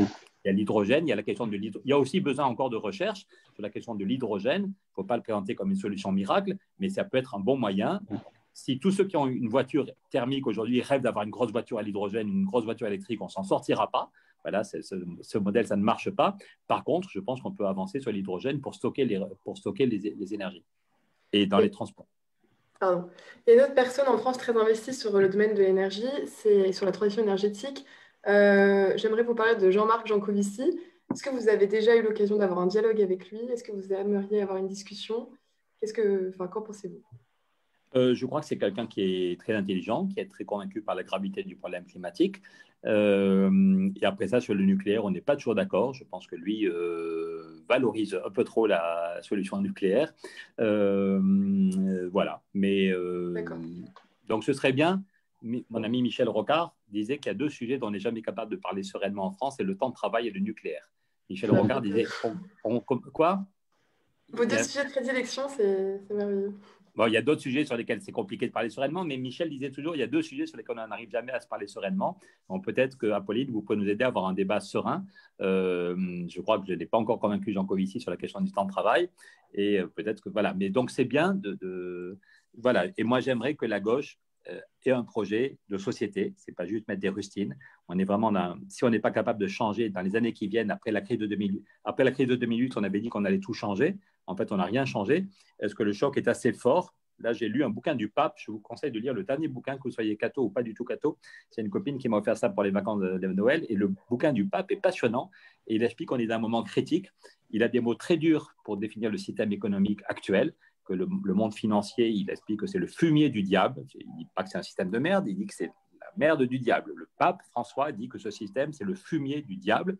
Il dit que ce système qui broie les gens, qui broie la planète, il faut le changer. Et il dit que si on n'est pas capable de le changer maintenant, ça veut dire qu'on n'y arrivera jamais. Qu'il y a une fenêtre, que tout le monde a compris, que le confinement provoque plein de drames, que le Covid le virus provoque plein de drames, mais que si on n'est pas capable d'un changement de société maintenant, on n'y arrivera jamais. Et je crois que la gauche en France a une responsabilité historique. Je me souviens Lionel Jospin qui avait dit je vous propose un changement de société, un choix de civilisation. En fait, non. Mais voilà, j'espère que la gauche va se rassembler. Le sondage qui est sorti il y a quelques jours est quand même flippant, 52-48. Il faut tout faire pour éviter un deuxième tour comme ça. Et ça suppose qu'on ait des solutions concrètes et ambitieuses et qu'on soit capable d'expliquer. Jean Jaurès était agrégé de philosophie, mais parfois, il y a des pages de philo de Jaurès, il faut les lire 3 fois pour comprendre. Mais Jaurès disait la politique, c'est des choses simples qu'on répète simplement jusqu'à que tout le monde ait compris qu'il n'y a pas de piège, ça peut marcher. Jaurès disait il faut user le doute comme on fatigue la salade. Vous savez, en été, quand on prend le temps, on prend de la salade, on met de l'huile d'olive, de l'ail, et puis on remue pour que ça ait du bon goût. Et Jaurès disait il faut user le doute, convaincre les gens. Déjà à l'époque, des gens disaient la politique, ça ne sert à rien, c'est que des corrompus, ils se goinfrent, ils ne sont pas à notre service. Et Jaurès disait il faut dire des choses simples, qu'on répète. Voilà. Et donc je pense que la semaine de 4 jours, c'est une idée simple, mais que tout le monde peut comprendre. Il y a une enquête qui va sortir en Belgique la semaine prochaine qui dit que 72% des Belges, 72% des Belges sont pour la semaine de 4 jours. Voilà. Les gens comprennent déjà en 93, il y avait une enquête auprès de 7000 salariés. Est-ce que vous voulez les 35 heures? Est-ce que vous voulez les 32 heures? Ou est-ce que vous voulez les 4 jours? Et les 4 jours, écrasez tout. Les 4 jours, ça parle à tout le monde. Un ouvrier, une caissière ou un cadre ou un commercial. Le cadre ou le commercial, il sait qu'il continuera à faire des journées trop pleines, mais il fera que 4 jours au lieu de 5. Et il y a un jour par semaine où il ne prend pas sa voiture, il n'est pas dans les transports en commun, où il n'est pas dans les bouchons, il n'a pas son patron, il ne met pas son costume. Il y a un jour par semaine où on est cool chez soi, où on peut faire un truc qui nous plaît, et l'entreprise va recruter. Donc déjà en 93, je le répète, ce n'est pas moi, c'est un laboratoire de Dauphine qui avait interrogé 7000 salariés. Voulez-vous les 35 heures, les 32 ou les 4 jours, et c'est 4 jours qui cartonnaient. Voilà. Donc, c'est aussi le débat qu'on a eu ce matin avec des copains des syndicats belges qui voulaient parler de la réduction du temps de travail. Je leur ai dit non, ce n'est pas la réduction du temps de travail, c'est la semaine de 4 jours. Voilà. Regardez l'enquête qui va sortir. Ils ne savaient pas, mais il y a une enquête qui va sortir qui dit que 72% des Belges veulent les 4 jours. Alors, c'est particulièrement intéressant parce que quand on vous écoute, on remarque qu'il y a 4 problématiques, 3-4 problématiques en fait, qui ressortent. Il y a la première qui est créer un projet commun à gauche pour 2022, à l'heure où la gauche est complètement divisée en France. Donc effectivement, se mettre d'accord sur un certain nombre de mesures. Donc parmi les gens qui ont des convictions de gauche et écolo, il y a la question par exemple du nucléaire. Est-ce qu'on sort? Oui, non. Si on sort, à quelle vitesse? Voilà, comment est-ce qu'on fait pour pallier aux défauts des énergies renouvelables? Est-ce qu'on va essayer de miser sur la croissance verte ou est-ce qu'on va essayer de miser sur la sobriété énergétique? Voilà, ça, c'est des premières questions sur lesquelles vous avez donné votre vision et qui sont marqueurs du débat à gauche aujourd'hui. Et après, vous nous avez parlé de valeurs et d'une deuxième problématique qui est celle du débat sur le temps de travail. Alors effectivement, on remarque qu'il y a un risque d'opposition forte, notamment au centre en France, au sein des libéraux pour lesquels le travail est une valeur. On a eu aussi le débat à gauche au moment de la présidentielle de 2012. Et la question qui se pose, c'est effectivement comment convaincre alors qu'on a un discours libéral qui est très ancré en France, avec le monde qui est divisé, enfin les Français qui sont divisés en deux catégories. Si on caricature, les libéraux aiment bien parler des assistés et puis des personnes qui travaillent dur. C'est un discours qui séduit même les personnes issues des classes populaires, parce qu'effectivement, si on travaille dur, ça nous valorise.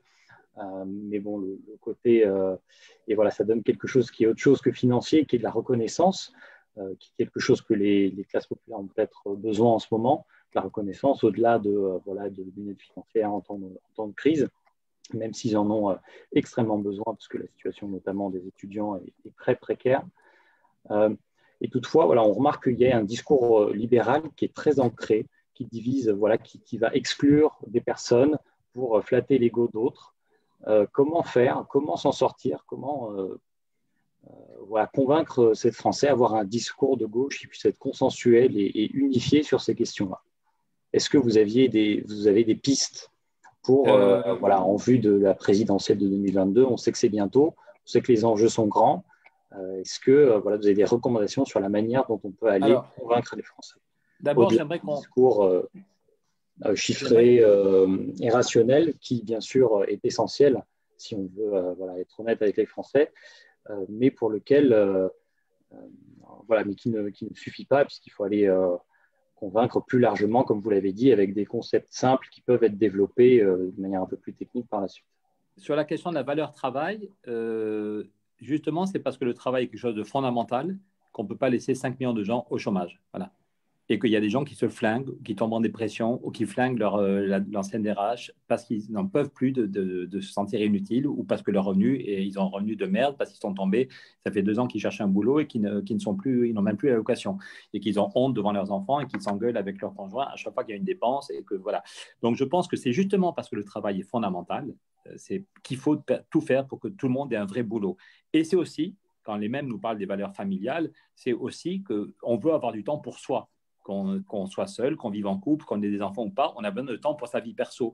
Et on ne va pas attendre d'être à la retraite à 63 ou 64 ans pour avoir du temps pour s'occuper de ses enfants, de son conjoint, ou se mettre à la musique. Voilà. Donc, justement parce que la valeur travail est importante, il faut tout faire pour que tout le monde ait un vrai boulot et pas un boulot merdique à 15 heures par semaine, et aussi parce que les valeurs de développement personnel, de temps pour sa famille, pour ceux qui ont une famille, de temps pour s'occuper de la vie du quartier, s'occuper d'un engagement associatif ou se remettre à faire des études est important. Il faut qu'on ait du temps libre. Jaurès disait, la République, c'est la société où chacun a le temps et la liberté pour agir en citoyen. Aujourd'hui, quelqu'un qui a un boulot normal et souvent a toujours très peu de temps pour sa vie personnelle et très peu de temps pour s'organiser dans la vie associative. Et par contre, les chômeurs ont trop de temps libre. Et beaucoup d'associations ne vivent que grâce aux jeunes retraités qui ont du temps libre. Et je pense qu'il faut un autre équilibre tout au long de la vie. Moi, je rêve qu'on ait du temps libre, qu'on n'attende pas la retraite, qu'on ait du temps libre toute la vie, qu'on puisse accéder à Aujourd'hui, on est d'un système azépasique. Tu te formes jusqu'à 25 ans, en gros, jusqu'à 22 ou 23, voilà. Tu te formes, puis après ça, tu bosses pendant 40 ans, puis en moyenne, à partir de 55 ans, on te jette comme un vieux papier, un vieux mouchoir, tout en disant qu'il faut travailler plus pour voilà. Et puis après ça, tu as plein de temps, et pour certains, c'est du temps vide parce qu'ils ont une vie où il y avait juste le boulot. Voilà. Donc je pense qu'on a envie d'un nouvel équilibre, d'un système plus équilibré où on peut avoir du temps pour vivre, du temps pour soi, pour sa vie perso, pour sa vie amoureuse, pour sa vie familiale, pour un engagement associatif, pour s'occuper du club de foot du quartier ou de s'engager dans la commune, dans la prochaine aux élections municipales, que tout au long de la vie, on ait en même temps un vrai boulot, accès à la formation et du temps libre. Et donc ça, si on le dit publiquement, je suis désolé, mais même y compris les gens de droite, si j'ai fait passer la loi d'Eurobien, c'est que j'ai réussi à faire passer à voter la loi d'Eurobien contre l'avis d'Alain Juppé, qui était Premier ministre, parce qu'y compris des gens comme Raymond Barre, ça ne vous dit rien, mais Raymond Barre, c'était la droite humaniste, un ancien Premier ministre, avait dit devant ses collègues députés qui soutenaient les idées de la Roux-Turou, et que c'était un mouvement historique, et que les 4 jours, on l'avait... Voilà. Je vais retrouver des images, bientôt je vais retrouver les images de Jacques Chirac en 1995. Jacques Chirac avait commencé sa campagne en expliquant qu'il fallait travailler plus. Je me suis dit que tout le monde pensait que Chirac allait exploser, que c'était Balladur qui allait gagner, mais je me suis dit que Chirac faisait des campagnes sur la fracture sociale. Même quand les gens disaient qu'il va abandonner, j'allais à son QG, et je savais hélas que la gauche n'allait pas gagner.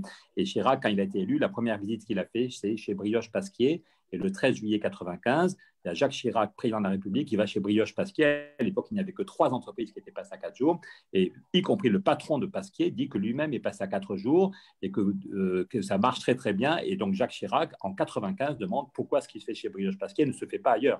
Donc, je crois qu'il ne faut pas il y a quelques ultra-libéraux. Oui, il y en a qui ont, si j'ai quitté Arthur, il y en a qui voulaient ma peau quand j'étais chez Arthur Andersen. Alain Madelin, les ultralibéraux, les malades, non, je suis enregistré, Alain Madelin, un ami libéral, avait exigé du patron d'Accenture qu'il me foute dehors. Alain Madelin avait refusé de serrer la main de mon patron, l'avait humilié en public en disant tant que vous avez la roue dans vos effectifs, je ne vous serre pas la main. Donc oui, il y a quelques libéraux, Denis Kessler, qui était numéro 2 du MEDEF, me critiquer, on va dire poliment, il y a des jeunes filles dans tous les milieux. Et une fois, à la fin d'un débat, il m'a dit que j'étais très coriace, qu'il ne pensait pas que j'avais autant d'arguments. Et je lui avais dit, et vous, monsieur Kessler, quelles sont vos solutions? Il m'a dit, il y a 2 solutions. On supprime le salaire minimum et on supprime les allocations des chômeurs. Donc voilà la vision d'une partie des libéraux, c'est on supprime le salaire minimum et on supprime les allocations des chômeurs. Donc effectivement, les riches pourront embaucher plein de petits personnels, mais les gens auront 400 € par mois pour vivre. Voilà. Donc je pense que la gauche ne doit pas avoir peur de son nombril. Encore une fois, on a de très très bons arguments et le fait d'avoir déjà 400 entreprises qui sont passées à 4 jours, on ne pourra pas nous dire que c'est la théorie. Voilà. Mais voilà. Qu'est-ce que je voulais dire? Et puis, est-ce que les gens qui vous disent qu'il ne faut pas travailler moins, est-ce qu'ils vont jusqu'au bout du raisonnement? Est-ce qu'on annule les congés payés? Parce qu'on pourrait en rigoler, tous les arguments. Dans le bouquin qu'on a fait avec Dominique Méda, on cite Henry Ford, le patron des automobiles Ford, qui est passé à la semaine de 5 jours sans baisse de salaire. Ça a été un choc aux États-Unis. Il avait d'abord augmenté les salaires, puis il dit « je passe à la semaine de 5 jours sans baisser les salaires ». Et dans l'interview, il dit « il n'y a qu'en France qu'on pense que si les ouvriers travaillent moins, ils vont se mettre à boire ». C'était le gros argument d'une partie du patronat. Quand on a parlé de la semaine de 6 jours, c'était une idée généreuse, mais les ouvriers vont se mettre à boire, ils ne pourront plus travailler le lundi. Quand il y a eu les congés payés, certains disaient les ouvriers vont partir au bord de la mer, ils ne reviendront pas. Donc, si on avait écouté tous les couillons qui nous expliquaient que les ouvriers vont partir au bord de la mer, ils ne reviendront pas, on aurait annulé les congés payés. Or, le secteur du tourisme, en tout cas avant que le virus foute tout en l'air, le secteur du tourisme était le premier secteur économique en France en termes de volume d'emploi. Donc, heureusement qu'on n'a pas écouté M. Gattaz, l'arrière-grand-père de Gattaz, qui était hostile à la semaine de 6 jours, qui était hostile à la semaine de 5 jours et qui était hostile au congé payé. Voilà. Donc, il y a quand même dans tous nos pays, en gros, dans tous nos pays, on a divisé par 3 le temps de travail en un siècle et personne ne propose sérieusement de revenir à la semaine de 7 jours. Et d'abord, ça concerne les salariés, et après ça, en fait, toutes les professions essayent d'aller vers le modèle salarié. Mon père me racontait comment, après mai 68, c'est les ouvriers qui ont obtenu la semaine de 40 heures. C'est une des conclusions de mai 68, c'est qu'on met en place vraiment la semaine de 40 heures. Et les cadres, mon père était ingénieur, et au début, les cadres, les ingénieurs revenaient le samedi pour faire comprendre qu'eux, ils étaient importants, ils n'étaient pas des ouvriers. Et puis au bout d'un moment, ils se sont dit, on est bien couillons si on ne profite pas de la réduction du temps de travail. On appelait ça la semaine anglaise, ça faisait plus chic. Et finalement, tous les cadres, et aussi les médecins, et aussi les architectes, et aussi les professions libérales, se sont dit que c'était quand même très cool d'avoir 2 jours de RTT. Voilà. Donc, encore une fois, ce n'est pas un problème de thermostat. Je pense que la gauche a eu tort de vouloir l'imposer. Moi, j'avais dit au conseiller social de Jospin, il faut faire une soirée à la télé pour donner la parole à des patrons, à des salariés qui sont passés à 4 jours. Voilà. Et il m'avait dit que non, qu'il ne voulait pas faire de la pub à la loi de Robien. Et je lui ai dit, mais vous allez avoir un énorme affrontement idéologique. Il m'a dit, ça nous va très bien. À quelques mois des régionales, si on a un bon affrontement, voilà. J'étais sorti un peu déçu, on va dire gentiment, de cet entretien. Donc, je pense que la gauche, au lieu de dire Léon Blum revient, on va baisser la durée légale et puis après ça, on baisse notre froc et on accepte plein de flexibilité. J'aimerais qu'on prenne une méthode un tout petit peu plus subtile. Une fois, j'avais raconté comment, je ne vais pas être trop long, mais en termes de méthode, quand Jacques Delors était, ça ne nous rajeunit pas, mais Jacques Delors, avant d'être ministre ou comme président de la commission, il était conseiller social de Chaban-Delmas en 70-71. Il voulait faire une loi sur la formation professionnelle. À l'époque, c'était une révolution. Jacques Delors disait chaque salarié doit pouvoir se former en étant payé par l'entreprise sur le temps de travail. C'était une révolution. Mais Jacques Delors n'a pas dit je suis à Matignon, je fais une loi. Jacques Delors a dit je vais d'abord négocier. Et pour débloquer la négociation, je vais trouver des patrons qui ont un peu innové. Et dans chaque région, il a trouvé 1 ou 2 patrons qui avaient déjà fait ça, former les salariés en payant les salariés, non pas pour être sur le lieu de travail, mais pour se former pendant une semaine. Et donc, il a donné la parole à des patrons qui ont dit oui, moi je l'ai déjà fait et ça marche. Regardez l'équilibre économique. Au début, c'est du temps perdu pour l'entreprise. Les salariés ne sont pas à faire leur job, ils vont se former, mais le bilan est bon. Donc, Jacques Delors commence par la négociation. Il commence par donner la parole à des pionniers, ce qui fait qu'il a un accord au niveau national. Le patronat ouvre les yeux et se dit, bon, ce n'est pas débile, ce n'est pas un truc de 68 arts. On peut effectivement former les gens en les payant sur le temps de travail. Et il a un accord interprofessionnel. Et après ça, les gens disent, bon, en fait, il faut faire une loi pour accélérer, pour le rendre général et pour le financer intelligemment. Donc, Jacques Delors commence par la négociation et après ça, il y a une loi pour accélérer. Tandis que la gauche, dans les années Jospin, a voulu faire une grande loi. Le MEDEF a gueulé, on a rajouté, et du coup, dans la deuxième loi, on a fait plein de flexibilité et plein d'exonérations sans contrepartie en emploi. Donc, je pense qu'il faut que la gauche remette ça comme une des 4 ou 5 priorités, la question du temps de travail, et montrer que c'est possible, montrer que c'est une bonne nouvelle. Ce n'est pas seulement de la solidarité, même si la solidarité, c'est très important, mais c'est aussi du bien-être. Donner la parole à ceux et celles qui sont passés à 4 jours. Et une fois, j'avais visité une imprimerie qui était passée à 4 jours, et le patron de l'imprimerie m'avait dit, il y a eu un référendum, et il m'a dit, tu sais, il y a 2 salariés qui vont sans doute t'engueuler. C'était 1 an après le passage à 4 jours. Il m'a dit, il y en a 2 qui vont sans doute t'engueuler parce qu'à cause des 4 jours, il y a eu un blocage de salaire alors qu'ils étaient en train d'acheter une maison. Et voilà. Donc, il me dit, je te laisse visiter tout seul, mais ne t'étonne pas si ces 2-là t'engueulent. Et Ah, on ne vous entend plus. vous m'entendez là maintenant? Ah, on vous entend. On vous voit plus, mais on vous entend. Alors, pourquoi ça ne marche pas? Je ne sais pas. Pardon. C'est en mode podcast. OK. Aïe, attendez. Hop. Votre micro, votre vidéo est arrêtée. Je suis désolé, je ne suis pas très doué. Là, vous m'entendez? Ça revient? Là, c'est parfait. Désolé pour l'interruption. J'ai voulu éliminer un SMS pour être de nouveau tout à fait. Voilà. Donc, le patron me dit il y a 2 salariés qui vont t'engueuler parce qu'à cause des 4 jours, ils ont eu un blocage de salaire et ils n'étaient pas contents. Un blocage, voilà. Et en fait, un des salariés qui devait m'engueuler me dit écoutez, les 4 jours, c'est super parce que 1 jour par semaine, je vais à la piscine avec mon fils et ça a tout changé. Jusque-là, quand je rentrais à la maison, il y avait aussi sa maman et il parlait beaucoup plus avec sa maman. Voilà. Et là, donc, ce mec était censé m'engueuler parce qu'à cause de moi, il avait eu un blocage de salaire. Et en fait, il ne me disait qu'une chose, c'est génial, je vais aller à la piscine avec mon fiston et après ça, on mange une pizza toutes les semaines. Et ça, voilà. Donc, les salariés, il faut montrer que c'est possible, sans baisse de salaire, que c'est bon parce que ça va créer d'emplois et que donc, si on crée 2 500 000 emplois au total avec les trois réformes dont j'ai parlé, il y a quand même 2 500 000 familles où il y avait quelqu'un ou quelqu'une qui n'avait pas de job et qui va retrouver un job et un salaire et une utilité. Donc, c'est quand même pour beaucoup de familles en situation précaire aujourd'hui, c'est quand même une bonne nouvelle. Et pour les autres, tous ceux qui sont à la limite du burn-out ou qui se disent j'ai une vie de con, je n'ai pas de temps pour moi, j'ai un job intéressant, mais je n'ai pas de temps pour moi, ils peuvent garder leur job intéressant et avoir du temps pour eux à côté. Alors, effectivement, on est dans une situation, on est dans la phase de négociation, comme vous l'avez dit, c'est-à-dire qu'on a des exemples concrets, on a la mesure qui est montée, on a les raisons pour mettre en place cette mesure. Maintenant, encore faut-il que la gauche gagne. Effectivement, quand on regarde les sondages en ce moment, on se dit que ça va être soit un duel Le Pen-Macron. Voilà, on se dit que ce soit l'un ou l'autre, il y a peu de chances qu'ils mettent en place une semaine de 4 jours. Donc, encore faut-il que la gauche gagne. Selon vous, étant donné la situation actuelle avec la gauche, les écolos, l'ensemble des partis et des mouvements de gauche qui sont divisés, est-ce que c'est encore possible de l'emporter? Il faut qu'on fasse tout pour. Il reste encore 15 mois ou 16 mois. Je crois qu'on est des millions à comprendre que ce serait dramatique d'avoir Emmanuel Macron pendant 5 ans de plus. 5 ans de plus avec Emmanuel Macron, il n'a réglé aucun problème du pays. Je suis quelqu'un d'honnête. Il n'a réglé aucun problème du pays et il les a aggravés. On est le seul pays où il y a autant de violence dans les rues. Moi, j'ai honte depuis Bruxelles. On est le seul pays où il y a les flics et les militaires et les gens qui se tapent dessus. Voilà. Donc, 5 ans de plus, Emmanuel Macron serait dramatique. Et on sait très bien qu'un deuxième tour Macron-Le Pen, on n'est même pas sûr que ce soit Macron qui gagne. On peut avoir encore pire. Donc, il faut tout faire pour éviter ça. Et je pense qu'il n'y a aucune candidate à gauche qui s'impose assez pour dire « venez tous derrière moi ». J'ai vu un sondage où Anne Hidalgo était à 6 ou 7%, un sondage de Montebourg est à 4%, Jadot est à 7%, Mélenchon à 11%. Ou bien c'est juste un problème d'ego. Ils sont contents de se voir à la télé, mais je pense que j'ai assez d'estime pour les 4 que je viens de citer pour penser. Non, mais je suis tout à fait sérieux. Voilà, chacun et chacune a un cerveau bien fait. Hidalgo est une femme très intelligente, Montebourg, voilà.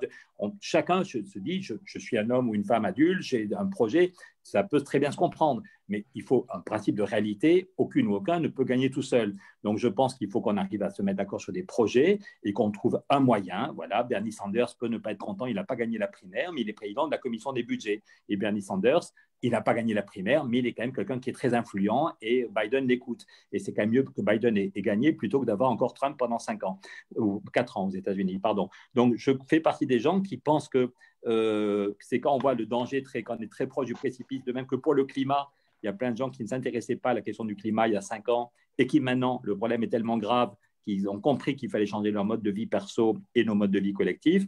Et j'espère que la gauche, dans les mois qui viennent, qu'au régional, on va continuer. On a vu que quand la gauche est rassemblée, on a vu qu'au municipal, ça peut créer la surprise, ça donne de bons résultats.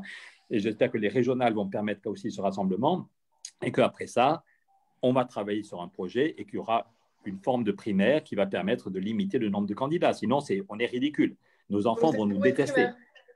Mais je n'ai pas trouvé, mais honnêtement, pardon, je suis plus occupé à Bruxelles, j'essaie de faire mon boulot de député, donc je n'ai pas la baguette magique. J'ai quelques idées sur comment lutter contre le chômage ou contre le dérèglement climatique ou comment changer l'Europe. La prochaine fois que vous m'invitez, je vous parlerai de comment changer radicalement l'Europe parce qu'il y en a besoin.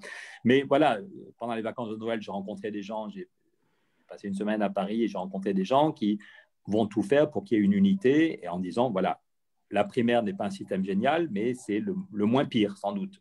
Mais si vous avez des idées, je vous écoute volontiers. Qu'est-ce que vous proposez, vous? Sans rire, vraiment? Alors là, effectivement, ça semble être une tâche presque impossible. Après, je pense qu'une fois que voilà, la date, le D-Day va s'approcher, les candidats vont bien devoir se mettre d'accord dans l'espoir que certains sauront mettre l'intérêt général au-delà de leur ego.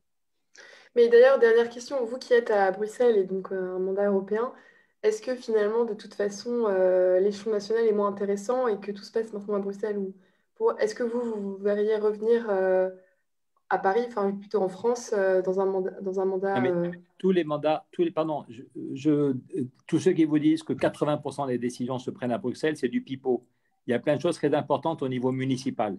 Le vivre ensemble, la façon dont les gens vivent ensemble, au lieu de, voilà, autour de l'école, est-ce qu'on recrée de la solidarité? Bon, on a découvert honnêtement la façon dont on permet à nos aînés de finir leur vie. C'est indécent quand on voit des EHPAD avec 800 personnes, c'est monstrueux.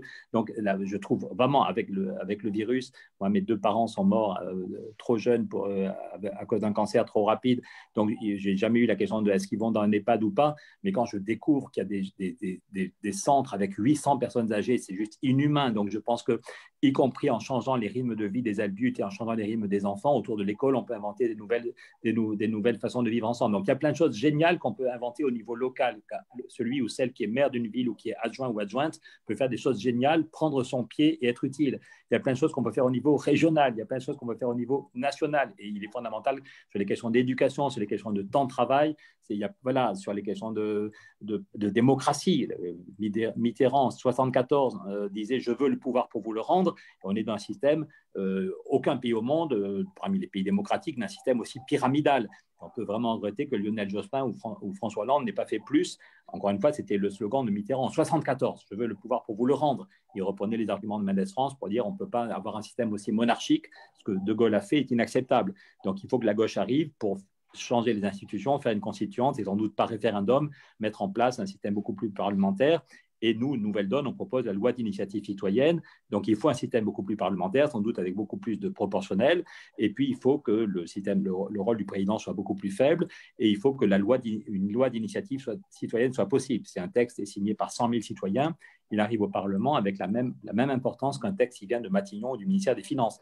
La prochaine réforme des retraites, ce n'est pas forcément le ministère des Finances qui l'a fait, ça peut être des citoyens qui disent voilà, et le texte est débattu à l'Assemblée, comme un texte qui vient de Matignon ou du ministère des Finances, et s'il n'est pas approuvé, il peut être soumis à référendum derrière. Donc, la gauche doit changer le travail, la gauche doit s'attaquer au chômage, mais la gauche doit aussi changer la démocratie.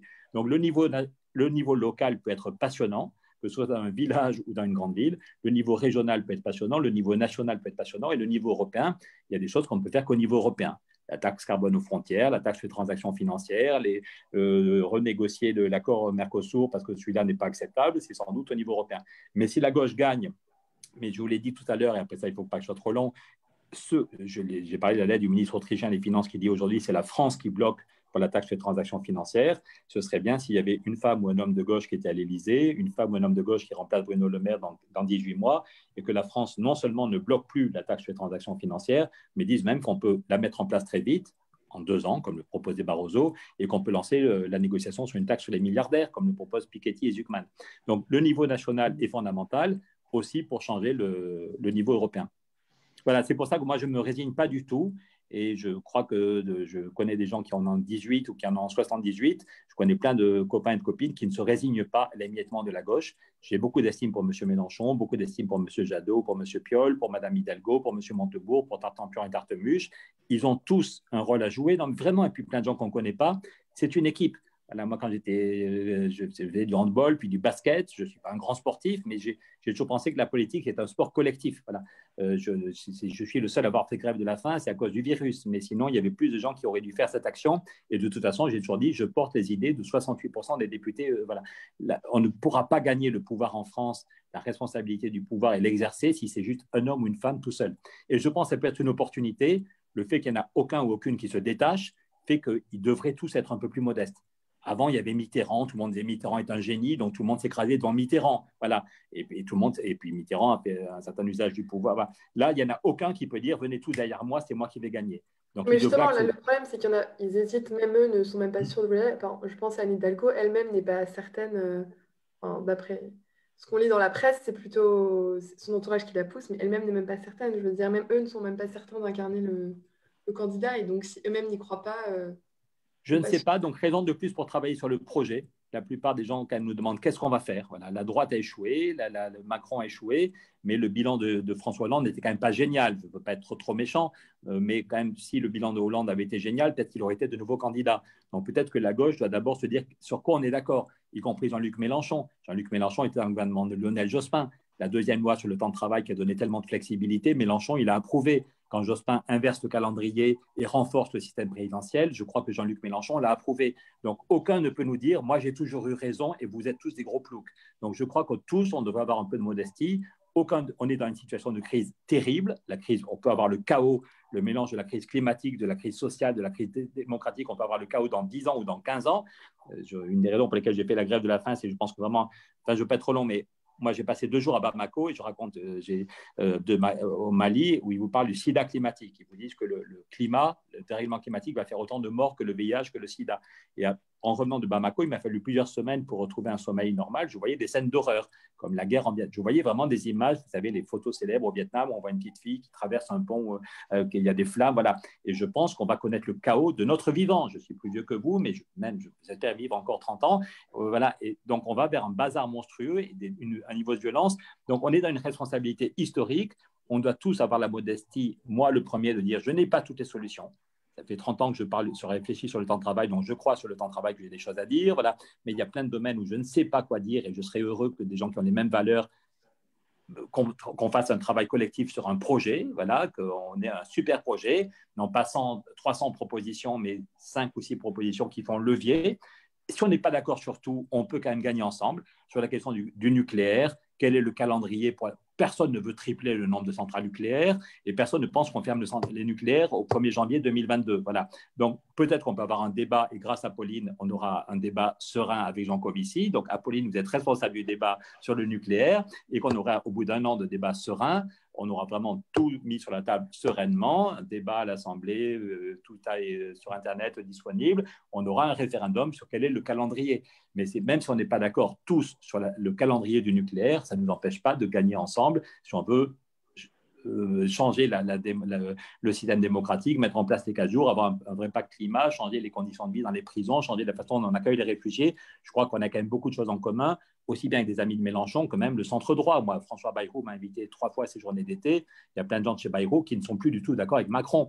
Et qui, voilà. Donc, honnêtement, on serait nul, on serait absolument nul et nos enfants nous enverraient des cailloux et on le mériterait si on continue à avoir une gauche aussi dispersée alors que la plupart des gens veulent une plus grande justice sociale.